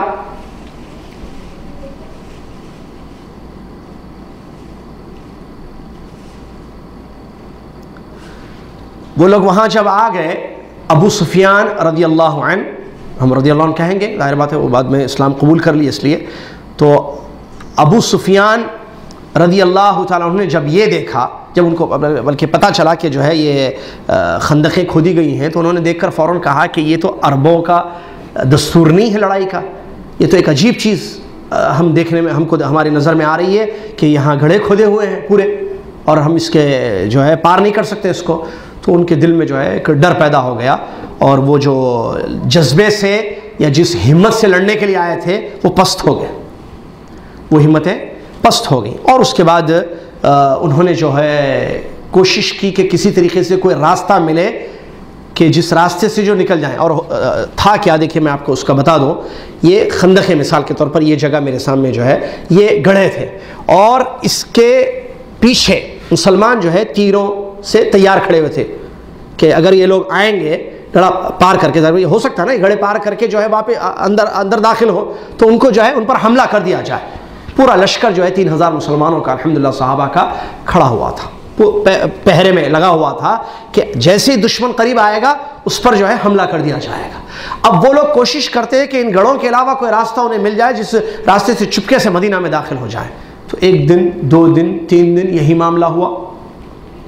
وہ اپنے خیموں میں پڑاؤ کرتے اور قریب جا کر دیکھتے گڑھوں کے پاس کیا مسلمان ہیں یا نکل گئے ہیں، تاکہ گڑھوں میں سے کود کر جو ہے گڑھوں میں اتر کر پھر ہم اندر مدینہ میں چلے جائیں. تو وہ برابر مسلمان ان کو نظر آتے اور ادھر ادھر دوڑتے کہ کوئی راستہ ان کو مل جائے جہاں گڑھا نہ ہو، جس راستے سے جو ہے مدینہ کے اندر جو ہے یہ داخل ہو جائیں اور مسلمانوں پر حملہ کر دیں. اس طریقے سے بہرحال انہوں نے کافی کوشش کی، اس کے باوجود جو ہے انہیں کوئی راستہ نہیں ملا. اور اسی درمیان اللہ تبارک و تعالیٰ کی طرف سے جو ہے عذاب بھی آیا رات میں جو ہے. یہ اچھا یہ بات معلوم ہونی چاہیے، یہ جب واقعہ ہوا غزوہ خندق کا، یہ سردی تھی، بہت سردی کا موسم تھا. اور مدینہ میں خود رہ چکا ہوں، مدینہ کی سردی بہت خطرناک سردی ہوتی ہے، ٹھیک ہے. آج بھی جب سردی کا موسم ہوتا ہے تو بڑی ٹھنڈی سخت ہوائیں چلتی ہیں وہاں کی مدینہ میں، ٹھیک ہے. تو اس وقت اللہ تبارک و تعالیٰ کی طرف سے جو ہے یہ مسلمانوں پر نعمت ہوئی اور کافروں پر عذاب نازل ہوا کہ اللہ تبارک و تعالیٰ نے تیز سخت ہوائیں جو ہے بھیج دیں، طوفانی ہوائیں چلیں اور سخت سردی بھی، جس نے جو ہے ان کے خیموں کو کھاڑ دیا، جو خیمے ڈال کے وہ پڑاؤ کیے ہوئے تھے دشمن. اور وہ لوگ گھبرا گئے، پریشان ہو کر وہاں سے بھاگ گئے راتوں رات. صبح جب اٹھے مسلمان اور دیکھے، صبح کے رات میں تو اندھیرے میں نظر نہیں آتا، صبح اٹھ کر جب وہ دیکھنے لگے تو ان کو کوئی کافر نظر نہیں آیا. الحمدللہ اللہ تعالیٰ نے بغیر لڑائی کے، بغیر جنگ کے ان کو بھگا دیا. اور اسی کی طرف اللہ تبارک و تعالیٰ نے جو ہے قرآنی آیتیں نازل فرمائیں جو سورہ احزاب ہی کی آیتیں ہیں، جسے کہ ایک آیت میں پڑھ دوں. اللہ تبارک و تعالیٰ نے فرمایا یا ایھا الذین آمنوا اذکروا نعمت اللہ علیکم اذ جاءتکم جنود فارسلنا علیہم ریحا وجنودا لم تروها وكان الله بما تعملون بصيرا اذ جاءوكم من فوقكم ومن اسفل منكم واذ زاغت الابصار وبلغت القلوب الحناجر وتظنون بالله الظنون هنالك ابتلي المؤمنون وزلزلوا زلزالا شديدا. یہ آیت ہے جس آیت میں اللہ تعالیٰ نے فرمایا کہ اے وہ لوگوں جو ایمان لائے ہو، اللہ تعالیٰ کی نعمت کو یاد کرو جو اللہ تعالیٰ نے تم پر نعمت اتاری جب لشکر تم پر حملہ کرنے کے لیے آ گیا تھا، یہ مشرکین کا 10,000 کا لشکر. تو اللہ تعالیٰ فرماتا ہے تو ہم نے ان پر ہوائیں بھیجی اور ایسا لشکر بھیجا جس کو تم نے نہیں دیکھا. وَكَانَ اللَّهُ بِمَا تَعْمَلُونَ بَصِيرًا، اور تم جو کچھ کر رہے ہو اللہ تعالیٰ سب دیکھنے والا ہے۔ وہ لوگ اوپر سے نیچے سے ہر طریقے سے آ گئے تھے تمہارے پاس، اور تمہارے دل گھبرا گئے تھے، اور مختلف قسم کا جو ہے منافقین گمان بھی اللہ کے بارے میں کرنے لگے، اور سخت آزمائش میں مسلمانوں کو، مومنوں کو اللہ تعالیٰ نے داخل کر دیا۔ وہ آزمائش کے بارے میں آتا ہے کہ بھوک کی بڑی سخت آزمائش ہوئی اس وقت جب یہ جنگ لڑی گئی، یا غزوہ خندق کا جب معاملہ ہوا، اس وقت جو ہے بھوک کی وجہ سے ان کو کھانے پینے کے لیے کوئی چیزیں میسر نہیں تھیں۔ بہت واقعات ہیں، میں نے کہا نا وقت نہیں ہے کہ تفصیل بتایا جائے کہ ان کی بھوک کی وجہ سے جو ہے ان کی حالتیں خراب ہونے لگی۔ تو ایک صحابی ہیں جن کا نام مجھے ذہن میں نہیں آ رہا، وہ گئے اور اپنی بیوی سے کہا کہ جو کچھ کھجوریں ہوں دو، کیونکہ ساتھی بڑے بھوک سے پریشان ہیں۔ بڑی سخت آزمائش ہوئی، خندق کے واقعات آپ تفصیل سے پڑھیں تو معلوم ہوگا۔ تو ان کی بیوی نے کہا کہ کھجوریں تو بہت تھوڑے ہیں، تو شوہر نے کہا ٹھیک ہے میں ایسے کرتا ہوں، نبی صلی اللہ علیہ وسلم اور چند صحابہ جو یہ کھجوریں کھا سکتے ہیں اتنے لوگوں کو جو ہے میں لے کر آؤں گا چاہ کر۔ تو نبی صلی اللہ علیہ وسلم کو انہوں نے کہا کہ چلیے جو ہے بھوک سے آپ پریشان ہیں، میرے گھر کچھ کھانا ہے، وہ کھجور کھانا تھا ان کا، ہم کھانا کھاتے ہیں۔ تو نبی صلی اللہ علیہ وسلم اپنے ساتھ سارے صحابہ کو لے گئے۔ اب یہ صحابی پریشان ہو گئے، اتنے لوگ آ گئے، نبی صلی اللہ علیہ وسلم ساتھ لے کر آ گئے، اب ہمارے پاس جو ہے کھجوریں نہیں ہیں۔ تو نبی صلی اللہ علیہ وسلم نے کہا اس صحابی سے کہ آپ ایسے کرو، جتنی کھجوریں ہیں میرے دامن میں ڈال دو۔ تو نبی صلی اللہ علیہ وسلم نے اپنے دامن کو پھیلایا، اپنے جبے کو، تو کھجوریں اس میں ڈال دی گئی۔ نبی صلی اللہ علیہ وسلم نے تمام صحابہ جو خندق کے لیے وہاں تھے، جو ہزاروں کے تھے، تو ان سب سے کہا کہ کھجور لو، کھاتے رہو۔ تو وہ کھجور لیتے گئے، کھاتے گئے، کھجور ختم نہیں ہو رہی تھی۔ الحمدللہ یہ واقعہ بھی ہوا ہے اور بھی واقعات ہوئے ہیں، ٹھیک ہے، جو اس طریقے سے معجزے نبی صلی اللہ علیہ وسلم کے۔ اب حتیٰ کہ جیسا کہ صحابی جنہوں نے دیکھا ہے وہ کہہ رہے تھے لوگ کھجوریں لے کر رہے تھے نبی صلی اللہ علیہ وسلم کے پاس، کھا رہے تھے، اپنی بھوک مٹا رہے تھے، کھجوریں نیچے گر رہی تھیں، اتنی زیادہ ہو گئی، اور وہ جو کھجوریں تھیں اتنی جو نظر آ رہی تھی وہ ختم ہی نہیں ہو رہی۔ یہ برکت اللہ تبارک و تعالیٰ کے فضل و کرم سے ہوئی، تو الحمدللہ اللہ تعالیٰ نے جو ہے ان کو کھلایا۔ وہی اسی طریقے کی طرف اشارہ کیا جا رہا ہے، هنالک ابتلی المؤمنون وزلزلوا زلزالا شدیدا، بہت سخت آزمائش میں مبتلا کیا گیا، جو بھوک اور پیاس کی اور سخت سردی، ٹھنڈی ہوائیں، یہ سب آزمائشیں تھیں اللہ تبارک و تعالیٰ کی طرف سے۔ اور اس کے بعد جیسا کہ ہم نے بتایا کہ اللہ نے سخت ہوائیں بھیجی اسی آیت میں، تو وہ راتوں رات جو ہے ان کے خیمے اکھڑ گئے، اور ابو سفیان نے جب یہ حالت دیکھی تو سمجھ گیا، ابو سفیان رضی اللہ عنہ سمجھ گئے کہ یہ جو ہے محمد صلی اللہ علیہ وسلم کی فیور میں ہے ساری چیزیں، اب ہمارے لیے یہاں رکنا خیر نہیں ہے، لہٰذا وہاں سے وہ بھاگ گئے۔ تو اللہ تبارک و تعالیٰ نے بیان فرمایا وَلَمَّا رَأَى الْمُؤْمِنُونَ الْأَحْزَابَ قَالُوا هَذَا مَا وَعَدَنَا اللَّهُ وَرَسُولُهُ وَصَدَقَ اللَّهُ وَرَسُولُهُ وَمَا زَادَهُمْ إِلَّا إِيمَانًا وَتَسْلِيمًا مِنَ الْمُؤْمِنِينَ رِجَالٌ صَدَقُوا مَا عَاهَدُوا اللَّهَ۔ بہرحال بہت آیتیں ہیں یہ سورہ احزاب کی، جو آیت نمبر 9 سے 11 پھر 22 سے 25 سے سب آیتیں اسی موقع پر ہوئی ہیں۔ تو اللہ تبارک و تعالیٰ نے جو وعدہ کیا تھا وہ وعدہ پورا کر دکھایا پیارے نبی صلی اللہ علیہ وسلم کو، اور الحمدللہ بغیر لڑائی کے جنگ یہ لوگ جیت گئے، اور کافر وہاں سے بھاگ گئے، اور کافروں کو کچھ نہیں ملا۔ دیکھیے اللہ تعالیٰ فرماتا ہے، آخر آیت پڑھ دوں، وَرَدَّ اللَّهُ الَّذِينَ كَفَرُوا بِغَيْظِهِمْ لَمْ يَنَالُوا خَيْرًا۔ کافروں کو اللہ تعالیٰ نے ان کے غصے کے ساتھ ہی واپس کر دیا، جو غصے سے آئے تھے مارنے کے لیے، اسی غصے کو لے کر واپس چلے گئے۔ لَمْ يَنَالُوا خَيْرًا، ان کو کوئی خیر نہیں ملا۔ وَكَفَى اللَّهُ الْمُؤْمِنِينَ الْقِتَالَ، اور اللہ تعالیٰ نے مومنوں کو لڑائی سے بچا لیا۔ لڑائی ہوئی نہیں نا، جنگ کہاں ہوئی، جنگ باقاعدہ نہیں ہوئی نا، تو اللہ تعالیٰ نے بچا۔ وَكَانَ اللَّهُ قَوِيًّا عَزِيزًا، اور اللہ تعالیٰ طاقتور اور غالب ہے، اسی طریقے سے اپنے معاملے کرتا ہے۔ تو یہ بڑا اہم واقعہ تھا جو یہاں ہم نے بتایا۔ اس کے بعد بس 2 واقعے رہ گئے۔ ایک اہم واقعہ غزوہ حدیبیہ ہے، یا صلح عمرۃ الحدیبیہ، غزوہ حدیبیہ کے نام سے، یہ بھی بڑا اہم تاریخ کا واقعہ ہے جو معلوم کرنا ضروری ہے، اور اس پر خطبے وغیرہ بھی ہو چکے ہیں اگر آپ کو یاد ہوگا تو۔ سن 6 ہجری کا یہ واقعہ ہے، ذی القعدہ میں، ٹھیک ہے، ذی القعدہ کا مہینہ۔ اور یہ بات معلوم ہونی چاہیے کہ نبی صلی اللہ علیہ وسلم نے جتنے عمرے کیے ہیں وہ سب کون سے مہینے میں؟ 4 عمرے جو کیے ہیں نبی صلی اللہ علیہ وسلم نے ذی القعدہ کے مہینے میں ہوئے ہیں۔ کس میں؟ ذی القعدہ۔ اس سے ایک فائدے کی بات، لوگ کہتے ہیں کہ رمضان کے بعد اگر کوئی شخص عمرہ کر لے تو حج کرنا واجب ہے اس پر، معلوم ہے نہیں؟ اس وقت لوگ ذی القعدہ میں جا کے عمرہ نہیں کرتے، شوال میں بھی نہیں کرتے، کیوں؟ کیونکہ عمرہ کریں گے تو حج واجب ہو جائے گا۔ یہ غلط بات ہے، عمرے سے حج کا کوئی تعلق نہیں ہے۔ اگر کوئی عمرہ کرتا ہے حج کے مہینوں میں، شوال، ذی القعدہ میں، یا ذی الحجہ کے ابتدائی دن، اس پر حج واجب نہیں ہوتا ہے۔ چلیے، تو یہ ذی القعدہ کے مہینے میں سن 6 ہجری پیارے نبی صلی اللہ علیہ وسلم کو خواب آیا کہ آپ بیت اللہ میں داخل ہو رہے ہیں، آپ اور آپ کے اصحاب رضی اللہ عنہ اجمعین، پورے امن و امان کے ساتھ بغیر کسی مشرک مکہ کے ڈر سے، اور عمرہ کر رہے ہیں. کچھ لوگ اپنے سر کے بالوں کو مڈا رہے ہیں اور کچھ لوگ اپنے سر کے بالوں کو کم کر رہے ہیں، کٹنگ کر رہے ہیں. یہ پیارے نبی صلی اللہ علیہ وسلم کسی چیز کا ڈر نہیں، اطمینان سے عمرہ کیے. خواب دیکھا رسول نے، تو نبی علیہ السلام کو معلوم تھا کہ ان کے خواب سچے ہیں. تو نبی علیہ السلام کو جو خواب آیا یہ سچا خواب تھا. صبح اٹھے، نبی علیہ السلام نے خوشخبری سنائی صحابہ کو اور کہا کہ چلو مکہ عمرہ کرنے. خواب آیا اللہ تعالیٰ کا، اللہ تعالیٰ نے خواب دکھایا ہے، سچا خواب ہوتا ہے نبی کا. چلے تو انہوں نے تیاری کی اور تمام صحابہ نے تیاری کی. کس چیز کی تیاری کی؟ عمرہ. اور نبی صلی اللہ علیہ وسلم کا نہ لڑنے کا ارادہ تھا نہ کسی چیز کا. اسی لیے جیسا کہ بعض بتاتے ہیں اہل علم کہ نبی صلی اللہ علیہ وسلم نے اپنے ساتھ جو ہے کچھ جانور بھی رکھے، اونٹ اور گائے، بکریاں اپنے ساتھ جو ہے ریوڑ بھی لے لیے ساتھ نبی صلی اللہ علیہ وسلم، تاکہ مکہ جا کر وہاں ذبح کریں گے تعظیماً اللہ تعالیٰ کی تعظیم میں، اللہ تعالیٰ کے نام پر جو ہے یہ جانوروں کو جو ہے ذبح کیا جائے گا. یہ ایک وجہ. دوسری، جانور ساتھ لے جانے کا صاف مطلب یہ ہوتا تھا کہ جو ہے یہ آدمی لڑنے والا نہیں ہے، کیونکہ لڑنے کے لیے جو جانور تھے وہ الگ تھے جو ساتھ لے جاتے تھے لڑائی کے لیے، اونٹ وغیرہ، گائے وغیرہ، اونٹیں اور گھوڑے وغیرہ وہ الگ ہوتے. تو نبی صلی اللہ علیہ وسلم اپنے ساتھ اونٹ لے کر گئے اور کچھ بکریوں کو لے کر گئے، جو اس بات کی علامت بھی تھی کہ لڑنے کا کوئی ارادہ نہیں ہے، ہم عمرے کے لیے اور ان جانوروں کو خانہ کعبہ کے پاس اللہ کے نام پر ذبح کرنے کے لیے جانا چاہتے ہیں. ٹھیک ہے، یہ مسئلہ ہوا. تو نبی علیہ السلام نے عمرے کا احرام باندھا ذوالحلیفہ سے، جو ذوالحلیفہ ہے، ابیار علی بھی کہتے ہیں اس کو. وہاں نبی صلی اللہ علیہ وسلم نے احرام باندھا تاکہ قریش کو معلوم ہو جائے کہ نبی صلی اللہ علیہ وسلم جو ہے صرف عمرہ کرنے کے ارادے سے نکل رہے ہیں. اور آپ کے ساتھ جو ہے جو صحابہ نکلے، الحمدللہ جیسے ہی معلوم ہوا صحابہ کو کہ نبی صلی اللہ علیہ وسلم عمرے کے لیے جا رہے ہیں، تو ظاہر بات ہے ہم بھی ہوتے تو چھوڑتے تھے، نہیں ہوتے. تو وہ لوگ بھی فوراً تیار ہو گئے اور تقریباً 1,500 یا 1400، کسی نے کہا، کسی نے 1500 صحابہ کا یہ لشکر یا کہیں کہ یہ تعداد نبی صلی اللہ علیہ وسلم کے ساتھ جو ہے نکلی. اور ان کے ساتھ ہتھیار نہیں تھے، صرف کچھ تلواریں تھیں ان کے ساتھ، سب کے ساتھ.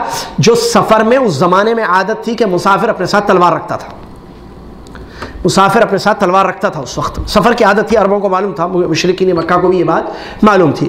اور یہ بھی تلواریں میان میں رکھی ہوئی تھی، ایسے نہیں ہاتھوں میں پکڑ کے چل رہے ہیں کہ دیکھو ہم مارنے کے لیے آ رہے ہیں، تو ایسے نہیں، میانوں میں رکھی ہوئی تھی، جو اس بات کی علامت تھی کہ لڑنے کے لیے نہیں آ رہے ہیں. ٹھیک ہے، یہ ارادے سے نبی علیہ السلام نکلے اور اسوان پہنچے، اور بھی لوگ آپ کے ساتھ کچھ شامل ہو گئے وہاں بھی. اور اس کے بعد بھی پیارے نبی صلی اللہ علیہ وسلم نکلے، اور قریش کو اس بات کی اطلاع ملی کہ پیارے نبی صلی اللہ علیہ وسلم اپنے صحابہ کے ساتھ لشکر لے کر آ رہے ہیں اور لڑنے کے لیے آ رہے ہیں. ایسے ان کو معلوم ہوا، ان لوگوں نے یہ سمجھا کہ وہ لڑنے کے لیے شاید اللہ کے نبی صلی اللہ علیہ وسلم آ رہے ہیں. تو نبی علیہ السلام نے پیغام بھیجا ان کی طرف کہ ہمارا لڑائی کا کوئی ارادہ نہیں ہے. اور کب یہ اسوان سے آپ نے جو ہے پیغام بھیج دیا کہ ہمارا لڑائی کا کوئی ارادہ نہیں ہے، ہم صرف عمرہ کر کے واپس جانا چاہتے ہیں، اللہ کے گھر کی زیارت کرنا ہے اور عمرہ ہم کو کرنا ہے. آگے بڑھے نبی صلی اللہ علیہ وسلم یہاں تک کہ حدیبیہ پہنچ گئے. حدیبیہ ایک جگہ کا نام ہے جو مکہ اور جدہ کی جو روڈ ہے اس روڈ پر واقع ہے، اور قریب جو شمیسی چیک پوسٹ ہے، جو آپ جاتے ہیں مکہ سے پہلے جو شمیسی چیک پوسٹ آتا ہے حدود حرم سے تھوڑا پہلے، ٹھیک ہے، وہاں اس ایریے کو کہتے ہیں حدیبیہ. وہ جو اس کے اطراف ہے، بالکل وہی نہیں جہاں پولیس والے ٹھہرے ہوئے رہتے ہیں، وہی حدیبیہ نہیں ہے. وہ ایریا جتنا ایریا ہے نا وہ شمیسی کا، اس شمیسی کے ایریا کو کہتے ہیں حدیبیہ. تو اس وہاں پر پیارے نبی صلی اللہ علیہ وسلم پہنچے. ٹھیک ہے،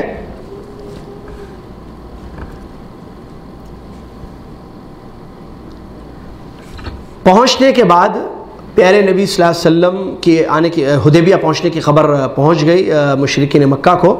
تو نبی علیہ السلام نے پیغام دے کر بھیجا وہاں سے، حدیبیہ سے،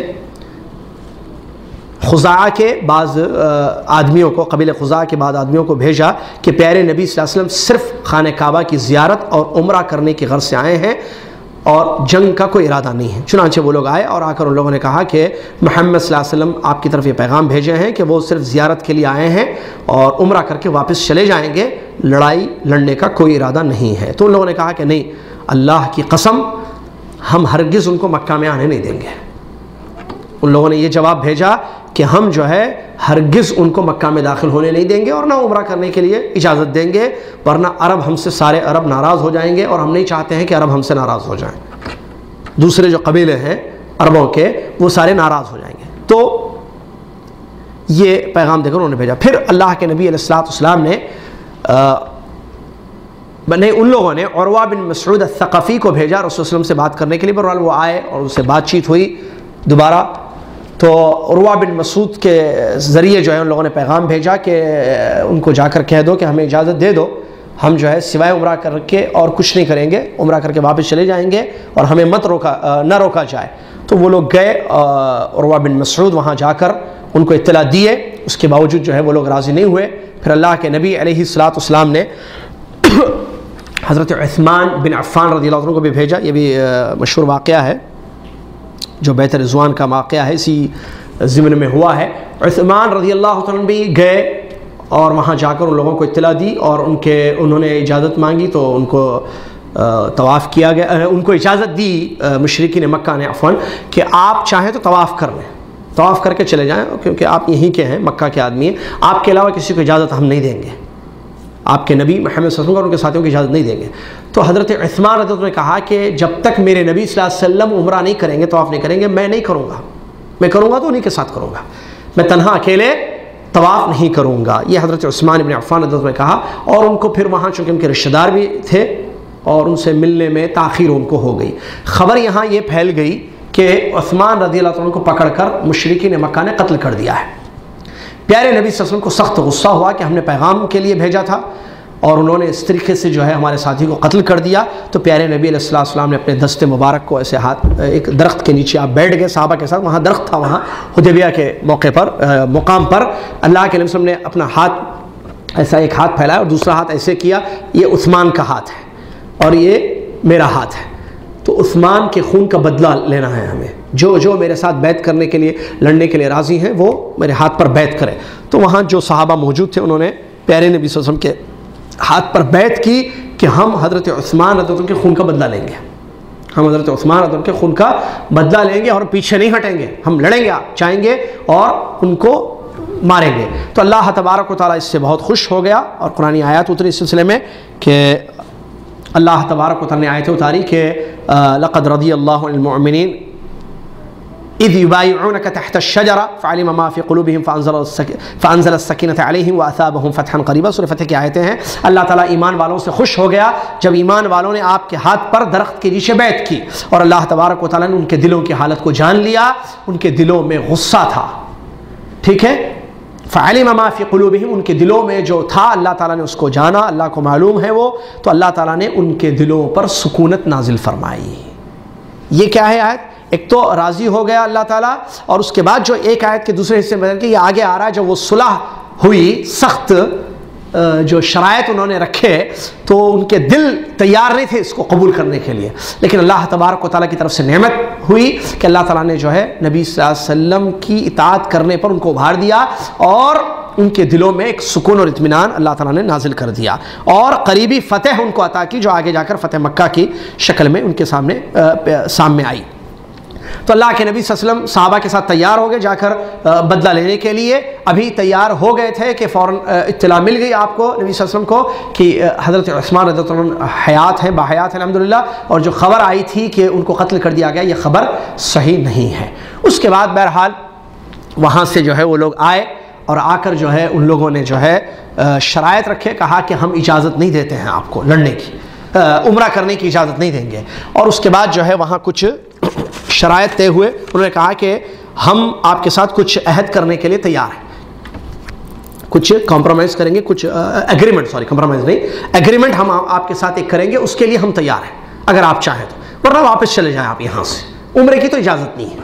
تو نبی صلی اللہ علیہ وسلم نے دوراندیشی سے کام لیا، کہا ٹھیک ہے ہم آپ کے ساتھ ایگریمنٹ کرنے تیار ہیں، بتاؤ کیا ایگریمنٹ کریں گے، کیسے کریں۔ تو وہاں جو ایگریمنٹ ہوئی یا جو صلح کہتے ہیں اس کو، حدیبیہ کے موقع پر پیارے نبی صلی اللہ علیہ وسلم کے ساتھ، وہ یہ تھی، اس میں اہم چیزیں یہ تھی جو تقریباً 4 ہیں۔ نمبر 1 کہ جو محمد صلی اللہ علیہ وسلم کے عہد میں رہنا چاہے وہ محمد صلی اللہ علیہ وسلم کے عہد میں رہے، یعنی ان کے ساتھ جو رہنا چاہے ان کے ساتھ رہے، اور جو قریش کے ساتھ رہنا چاہے مشرک وہ قریش کے ساتھ رہے، یعنی اختیار دے دیا گیا تھا۔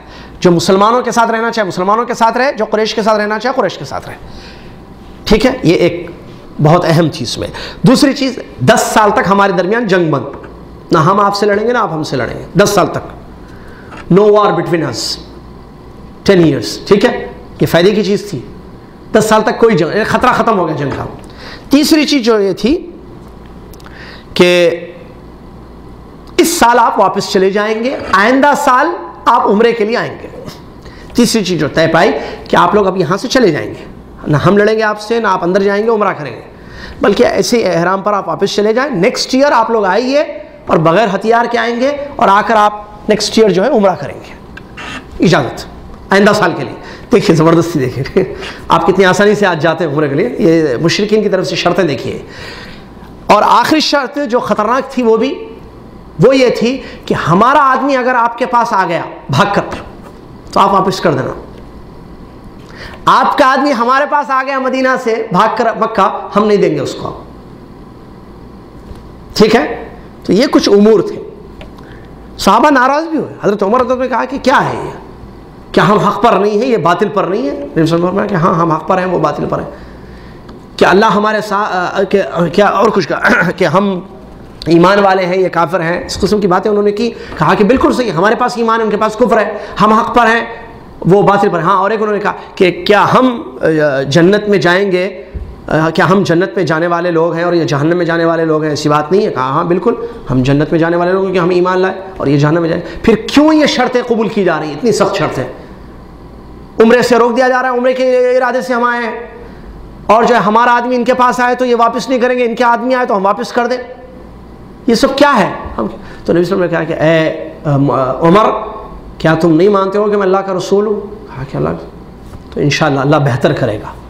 اس طریقے سے پیارے رسول نے ان کو تسلی دی. تو انہوں نے کہا کہ میں جو ہے راضی ہوں، اور انہوں نے افسوس ظاہر کیا کہ میں نے جو اس سے کہا تھا اس پر جو ہے انہوں نے معافی مانگی اللہ کے رسول سے، اور کہا کہ میں آپ جو فیصلہ کریں اس سے راضی ہوں. میں یہ انہوں نے اپنی رضامندی ظاہر کیا. ابو بکر سے بھی انہوں نے یہی الفاظ کہے تھے، اور اللہ کے نبی صلی اللہ علیہ وسلم نے جو الفاظ ان کو کہے تھے کہ کیا میں اللہ کا رسول نہیں ہوں، تو وہی بات ابو بکر صدیق رضی اللہ تعالیٰ عنہ نے بھی اپنی زبان مبارک سے کہی تھی کہ کیا وہ اللہ کے رسول نہیں ہے، وہ جو فیصلہ کریں گے وہ حق ہوگا انشاءاللہ، بہتری ہوگی، اس میں ہی خیر ہوگا انشاءاللہ. بہرحال یہ فیصلہ ہوا. اس کے بعد اللہ کے نبی صلی اللہ علیہ وسلم نے کہا کہ ٹھیک ہے، اس کو تحریری شکل دی جائے، اس کو لکھ دیں، لکھ کر جو ہے ایک پیپر آپ کے پاس ہوگا، ایک پیپر ہمارے پاس ہوگا. تو لکھنے کے لیے علی بن ابی طالب رضی اللہ عنہ کو آپ نے بلایا، کہا کہ لکھو اے علی رضی اللہ عنہ. انہوں نے کہا ٹھیک ہے لکھیں. لکھنے کے لیے تو آپ بتائیے کیا لکھنا ہے. تو کہا بسم اللہ الرحمن الرحیم. اللہ کے رسول نے کہا کہ بسم اللہ لکھو. تو وہ جو مشرک وہاں کھڑا ہوا تھا، وہ لوگ، ان لوگوں نے کہا، جو سردار آئے تھے ان کے یہ ایگریمنٹ کرنے کے لیے، انہوں نے کہا کہ یہ بسم اللہ الرحمن الرحیم کیا ہے؟ ہم نہیں، رحمان کیا ہے؟ رحمان کون ہے؟ ہم نہیں پہچانتا رحمان کو. ہم ایسے نہیں لکھتے ہیں، ہم لکھتے ہیں بسمک اللہم، بسمک اللہم، وہ لکھو. تو نبی صلی اللہ علیہ وسلم نے کہا کہ علی بسمک اللہم لکھو. تو حضرت علی نے بسمک اللہم لکھا. اس کے بعد لکھا، شروع میں لکھنا ہے نا یہ ایگریمنٹ، ایک تو اللہ کا نام لکھا گیا، انہوں نے رحمان لکھنے سے منع کر دیا. پھر کہا کہ ھذا من محمد رسول اللہ، یہ محمد اللہ کے رسول صلی اللہ علیہ وسلم کی طرف سے لکھو. تو وہ لکھنے گئے تو دشمن نے روک دیا، کہا کہ یہ کیا لکھ رہے ہو؟ اگر ہم آپ کو اللہ کا رسول مانتے ہیں تو لکھنے کی ضرورت ہی نہیں ہے، نہیں یہ ساری ایگریمنٹ کی ضرورت، یہ بات ہی ختم ہے. ہم مانتے ہی نہیں ہے رسول آپ کو. ہم کو جو معلوم ہے وہ محمد عبداللہ معلوم ہے، محمد بن عبداللہ، وہ لکھو. اچھا ہاں ایک بات، وہ لکھ دیے تھے، رسول صلی اللہ علیہ وسلم نے جو فرمایا لکھ دیے تھے. عفواً علی رضی اللہ عنہ نے لکھا تھا محمد رسول اللہ آگے، تو نے کہا کہ رسول اللہ کو مٹاؤ، محمد کے آگے ابن عبداللہ لکھو، جو ہم کو معلوم ہے، رسول اللہ ہم نہیں مانتے آپ کو. تو رسول اللہ نے فرمایا کہ علی مٹا دو رسول اللہ کو. حضرت علی رضی اللہ عنہ نے دیکھا، کہا اللہ کے رسول میں نہیں مٹا سکتا، میں رسول اللہ کو نہیں مٹا سکتا. تو اللہ کے نبی صلی اللہ علیہ وسلم نے خود اپنے ہاتھ سے اس کو اپنے دست مبارک سے مٹا دیا.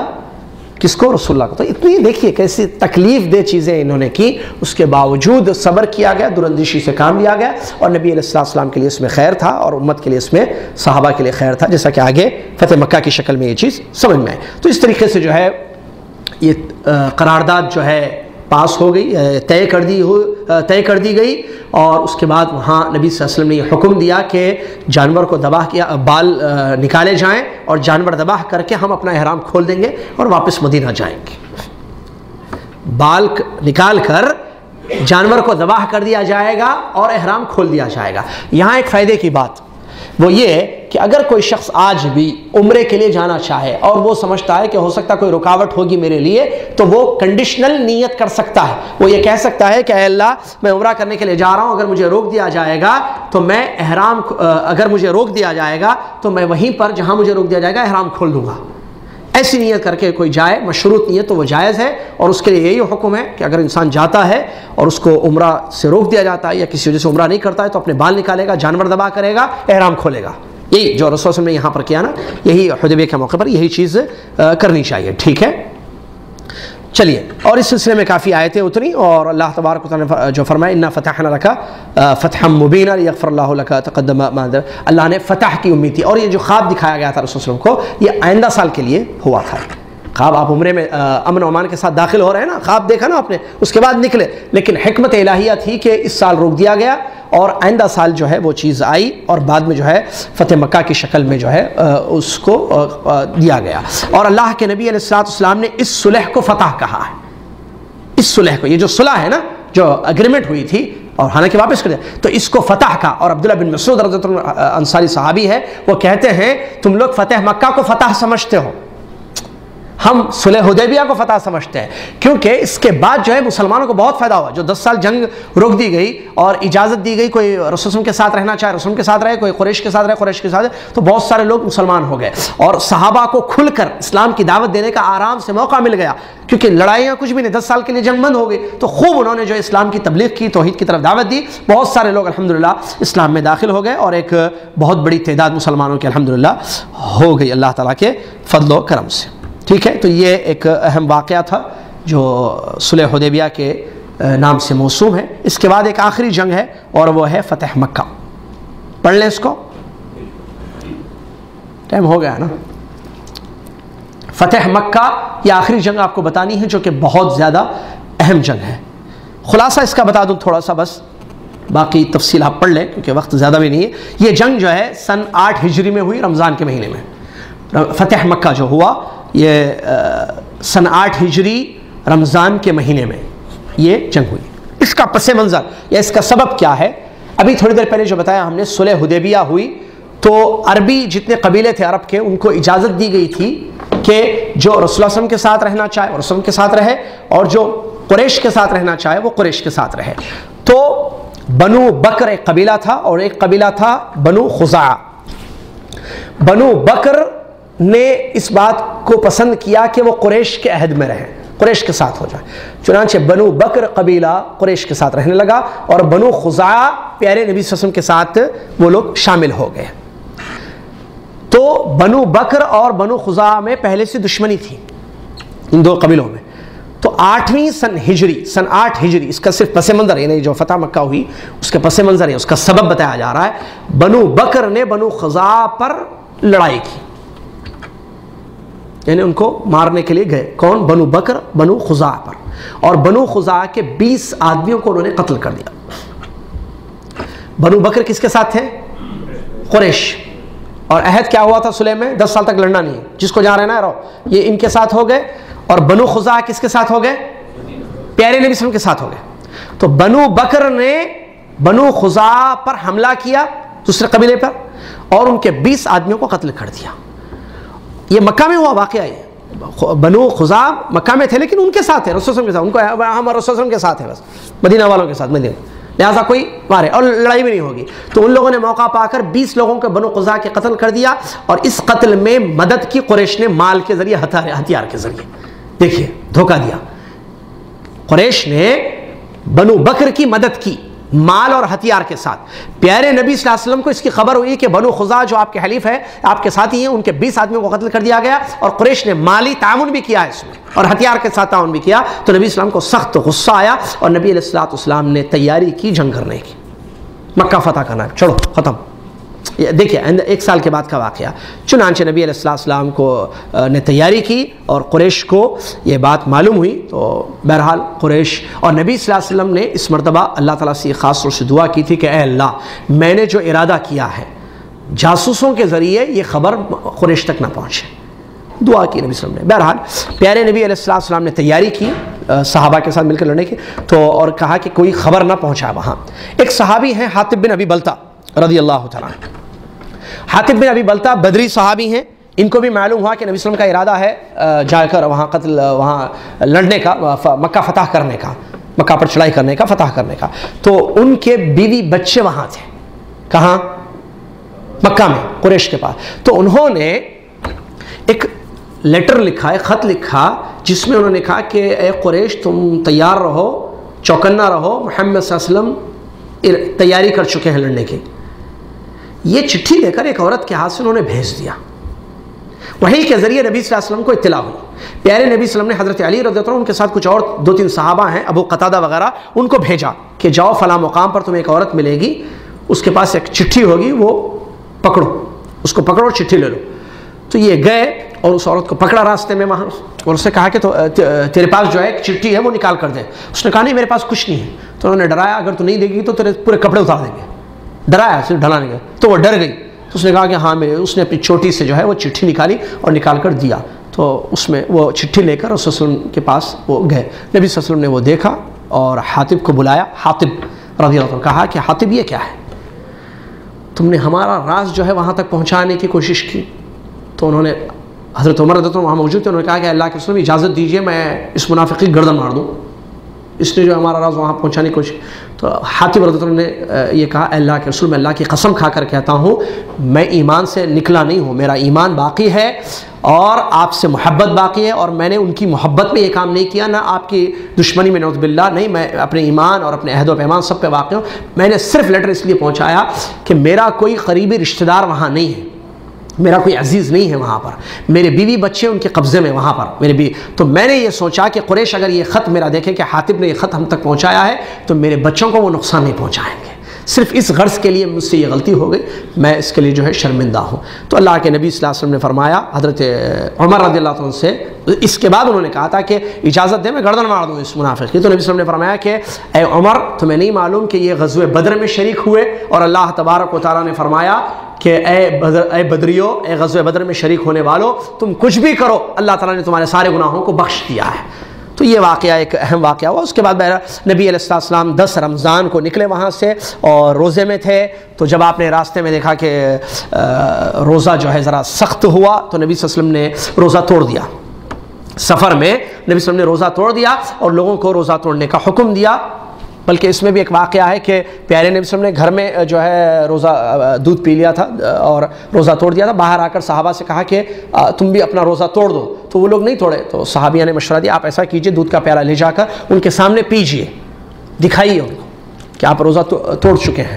تو وہ رسول صلی اللہ علیہ وسلم نے ایسے کیا، تو جب صحابہ نے آنکھوں سے دیکھا تو تمام صحابہ نے بھی جو ہے اپنا روزہ توڑ دیا۔ اس کے بعد جو ہے اس سے یہ بات معلوم ہوا کہ اگر مشقت ہو، جیسا کہ ابن عثیمین رحمۃ اللہ کا فتویٰ ہے، اگر روزے میں مشقت ہو، تکلیف ہو تو روزہ توڑنا واجب ہے۔ سفر میں روزہ رکھ سکتے ہیں، اجازت ہے، اگر آسانی ہو تو رکھنا چاہیے، رکھ سکتے ہیں، مشقت ہو تو توڑنا واجب ہے۔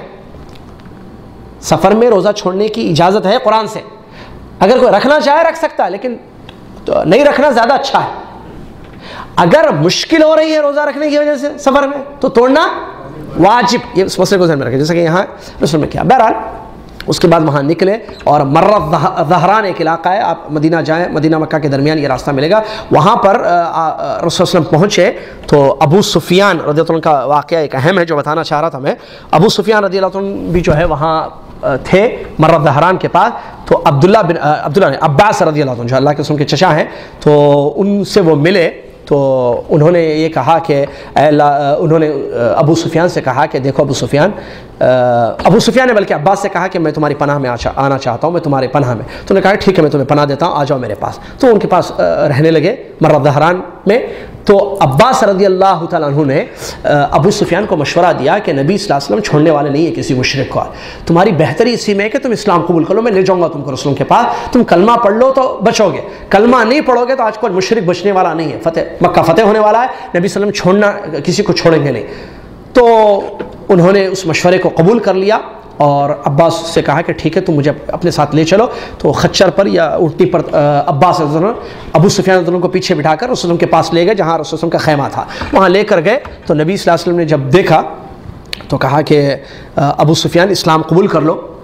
ایمان لے کر آؤ، اس میں تمہارے لیے بہتر ہے، ورنہ جو ہے تمہیں چھوڑا نہیں جائے گا۔ تو انہوں نے کہا کہ ٹھیک ہے میں ایمان لاتا ہوں، اور انہوں نے اسی وقت کلمہ پڑھ لیا۔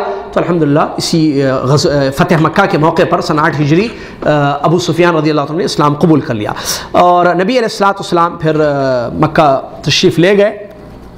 ٹھیک ہے، آپ کے ساتھ کافی بڑی تعداد تھی، جو بتایا گیا 10,000 کا لشکر تھا آپ کے ساتھ، اور وہاں پر کافی راستے میں بھی کافی لوگ ملتے گئے، اور اس میں تعداد میں اور اضافہ ہوتا گیا الحمدللہ، اور وہاں چلے گئے۔ اور نبی علیہ السلام نے یہ فرمایا وہاں جا کر، جو حرم میں حرم میں رہے گا، جو مسجد میں جو جائے گا اس کے لیے پناہ ہے، جو اپنا گھر کا دروازہ بند کر لے گا اس کے لیے پناہ ہے، لیکن جو آگے آئے گا، ٹھیک ہے، جو نہیں یہ کام کرے گا اس کو پھر اس سے جو ہے لڑی جائے گی، اس کو مار دیا جائے گا۔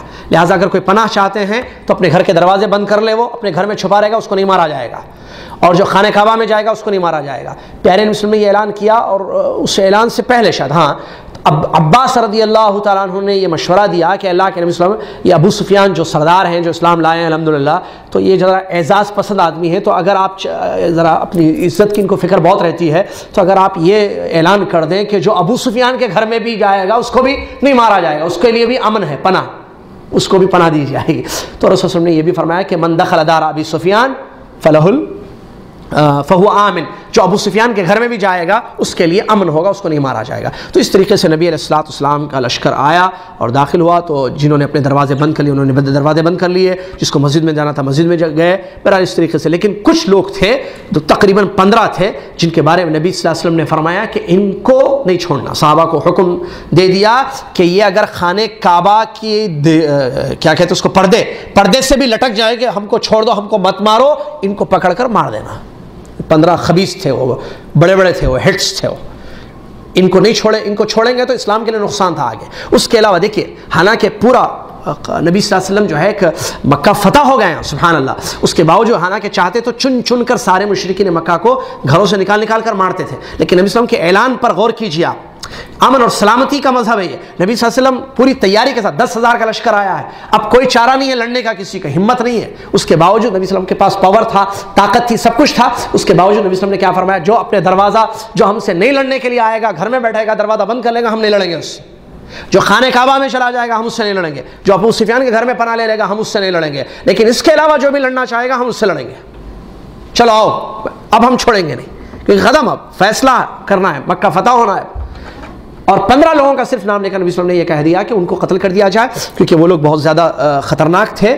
لہٰذا اللہ کے نبی صلی اللہ علیہ وسلم نے جب یہ اعلان کر دیا، اس کے بعد جو ہے سب چھپ گئے، جو سرداران قریش تھے، بڑے قریش تھے، مکہ فتح ہو گیا، خلاص داخل ہو گئے نبی صلی اللہ علیہ وسلم فاتحانہ طور پر الحمدللہ، اور تکبرانہ طور پر نہیں، بلکہ تاریخ لکھنے والوں نے لکھا ہے کہ پیارے نبی صلی اللہ علیہ وسلم جو عاجزی اور انکساری اور اللہ تبارک و تعالیٰ کا شکر ادا کرتے ہوئے جو ہے مکہ مکرمہ میں داخل ہوئے، کوئی تکبرانہ طور پر داخل نہیں ہوئے الحمدللہ، کیونکہ آپ کی بلند اخلاق ایسے تھے کہ جس میں عاجزی اور انکساری اللہ کے لیے تھی۔ بہرحال اس کے بعد وہ سارے سردار آپ صلی اللہ علیہ وسلم کے سامنے کھڑے ہو گئے، وہ پریشان ہو گئے کہ اب کیا کریں، انہوں نے اپنے سروں کو جھکا دیا، اور نبی علیہ السلام نے ان سے یہ کہا کہ اے قریش کے سردار، کیا کہتے ہو کہ میں تمہارے ساتھ کیا کرنے والا ہوں آج، میں تمہارے ساتھ کیا کرنے والا ہوں آج؟ انہوں نے کہا کہ اخ کریم و ابن اخ کریم، ایک اچھے بھائی ہیں ہمارے آپ، اور ایک اچھے بھائی کے بیٹے ہیں، ہم سے اچھی امید ہی ہے آپ سے کہ آپ ہم کو بخش دیں گے، معاف کر دیں گے، ہم کو سزا نہیں دیں گے ہمارے پچھلے کرتوتوں کی۔ تو نبی علیہ السلام نے فرمایا الیوم اقول لکم ما قال اخی یوسف من قبل، مجھ سے پہلے میرے بھائی یوسف علیہ السلام نے جو کہا تھا وہی کہوں گا میں، لا تثریب علیکم اليوم یغفر اللہ لکم وهو ارحم الراحمین اذهبوا فانتم الطلقاء۔ یہ سورہ یوسف کی آیت پڑھی، آج تم پر کوئی ظلم نہیں ہوگا، یعنی تم پر کوئی مارا نہیں جائے گا، کچھ نہیں کیا جائے گا، جاؤ اللہ تعالیٰ تم کو بخش دے، اللہ معاف کر دے، اللہ تعالیٰ رحم کرنے والا ہے۔ اذهبوا فانتم الطلقاء، جاؤ تم سب آزاد ہو، نبی صلی اللہ علیہ وسلم نے فرمایا جاؤ تم سب آزاد ہو، ہم نے چھوڑ دیا، تم کو نہیں ماریں گے۔ تو اس طریقے سے نبی علیہ السلام نے ان کو معاف کر دیا، چھوڑ دیا، اور صفا پہاڑی پر آپ تشریف لے گئے اور کہا کہ جس کو میرے ہاتھ پر آ کر بیعت کرنی ہے، اسلام لانا ہے، بیعت کرنی ہے، وہ آئے، چاہے مرد ہو عورتیں ہو، سب آئیں، بیعت کرے اسلام کی، جو اسلام لانا چاہے۔ تو لوگوں نے جب دیکھا، جو ابھی نہیں اسلام قبول کیا، انہوں نے دیکھا کہ محمد صلی اللہ علیہ وسلم حق پر ہے، اسی لیے اللہ تعالیٰ نے مکہ بھی دے دیا ان کو، سمجھ گئے لوگ، مشرکین مکہ سمجھ گئے کہ یہی حق پر ہیں، کیونکہ کتنی ان کے خلاف کوشش کی گئی، اس کے باوجود اللہ نے ہمیشہ ان کا ساتھ دیا. اس کا مطلب یہ اللہ کے سچے رسول ہیں اور یہی اسلام ہی سچا مذہب ہے. لہٰذا وہ جوق در جوق، فوج در فوج آتے گئے اور مردوں نے نبی صلی اللہ علیہ وسلم کے ہاتھوں پر ہاتھ رکھ کر بیعت کی اور عورتوں نے زبانی بیعت کی. نبی صلی اللہ علیہ وسلم نے فرمایا کہ عورتیں زبانی بیعت کریں اور نبی صلی اللہ علیہ وسلم نے بیعت کی اور اس کے بعد بہت سارے لوگ جو ہے الحمدللہ اسلام قبول کر لیے.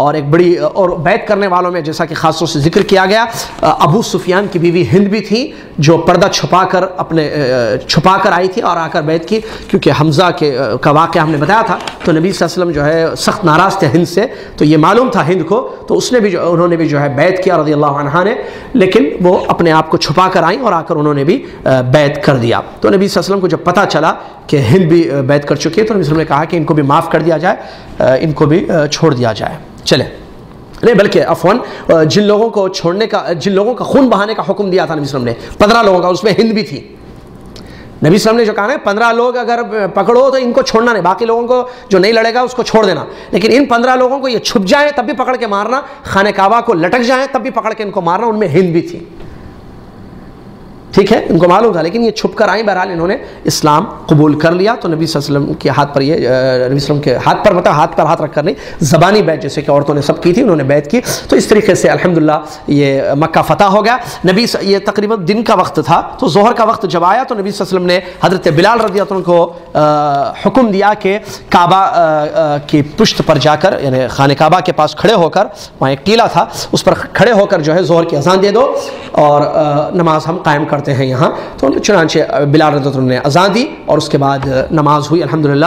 اور جب نماز ہوئی، اذان ہوئی، تو جو باقی لوگ تھے وہ لوگ بھی اس سے بہت زیادہ متاثر ہو گئے قریش کے، اور وہ لوگ بھی آ کر نبی صلی اللہ علیہ وسلم کے ہاتھ پر نماز کے بعد جو ہے اسلام قبول کر لیے اور اسلام میں ایک بہت بڑی تعداد الحمدللہ داخل ہو گئی. تو اس طریقے سے اللہ تبارک و تعالیٰ کے فضل و کرم اور اس کی توفیق سے مکہ بھی فتح ہو چکا. اور اس کے بعد جب مکہ فتح ہونے کی خبر اطراف میں پھیل گئی تو اس کے بعد بہت سارے قبیلے جو دوسرے مکہ میں نہیں باہر آباد تھے ان لوگوں نے بھی اسلام کو قبول کر لیا اور وہ بھی فوج در فوج اسلام میں داخل ہو گئے. اور اسی کی طرف قرآن کی آیتوں میں اللہ تبارک و تعالیٰ نے اشارہ بھی کیا ہے کہ ہم نے جو ہے کس طریقے سے یدخلون فی دین اللہ افواجا جو آیتیں ہیں اسی سلسلے میں آئی ہیں. اسی کے ساتھ اپنی بات کو ختم کرتے ہیں. اس غزوات کا سلسلہ بھی ختم. آئندہ انشاءاللہ درس آخری کلاس ہمارے ہونے والی ہے اور آئندہ پوری کلاس میں انشاءاللہ ہم پیارے نبی صلی اللہ علیہ وسلم کی حیات طیبہ، آپ کے کھانے پینا، پہننا اوڑھنا بچھونا، آپ کی گھریلو زندگی کیسے تھی، انشاءاللہ وہ پوری تفصیل آپ کی خدمت میں انشاءاللہ ہم پیش کریں گے. جزاکم اللہ خیر. وآخر دعوانا الحمد للہ رب العالمین. السلام علیکم ورحمۃ اللہ وبرکاتہ. معذرت تھوڑا ٹائم زیادہ لے لیا ہم نے آپ کا، کچھ منٹ، اس کے لیے ہم معذرت چاہتے ہیں. اللہ تعالیٰ ہمارے بیٹھنے کو اور سننے سنانے کو قبول فرمائے اور اللہ تعالیٰ اسلام کو غلبہ اور مسلمانوں کو عزت حاصل کرنے کی توفیق عطا فرمائے. آمین. جزاکم اللہ خیر. کفارۃ المجلس پڑھ لیں. اور اس سے پہلے ایک ضروری بات آپ لوگوں کو بتانی ہے. وہ بات یہ ہے کہ مغرب کی نماز کے بعد جیسا کہ آپ جانتے ہیں مسجد عزیزیہ میں درس چلتا ہے. آج خطبے کے ترجمے کے علاوہ مغرب کے بعد بھی تفسیر کا درس چلتا ہے، معلوم ہے نا. تو میں خاص طور سے یہ کہہ رہا ہوں آپ تمام سے کہ ضرور آئیے آج، کیونکہ سورہ حجرات کی بڑی اہم آیتیں پڑھنے جا رہے ہیں ہم لوگ آج. جن آیتوں میں جو ہے معاشرے کی اصلاح ہے کہ کیسے ایک مسلمان کا دوسرے مسلمان پر کیا حق ہے، ایک دوسرے کے بارے میں کیسا سوچنا چاہیے، سوچ ہے نا، بری سوچ، غلط سوچنا، وہم و گمان. اس سلسلے میں بڑی اہم آیتیں انشاءاللہ ہم پڑھنے جا رہے ہیں. بہت زبردست آیتیں ہیں، آپ سنیں گے تو دعا دیں گے انشاءاللہ. لہٰذا آپ لوگ ضرور آئیے آج مغرب کی نماز میں. جو نہیں آتے ہیں ان سے خاص طور سے کہا جا رہا ہے کہ آج مغرب کی نماز آپ مسجد عزیزیہ میں ضرور پڑھیں. اس کے بعد جو درس ہو رہا ہے بڑا امپورٹنٹ درس ہے، اس درس میں ضرور شریک ہوں چاہیے. جزاکم اللہ خیر. سبحانک اللہم و بحمدک، اشہد ان لا الہ الا انت، استغفرک و اتوب الیک.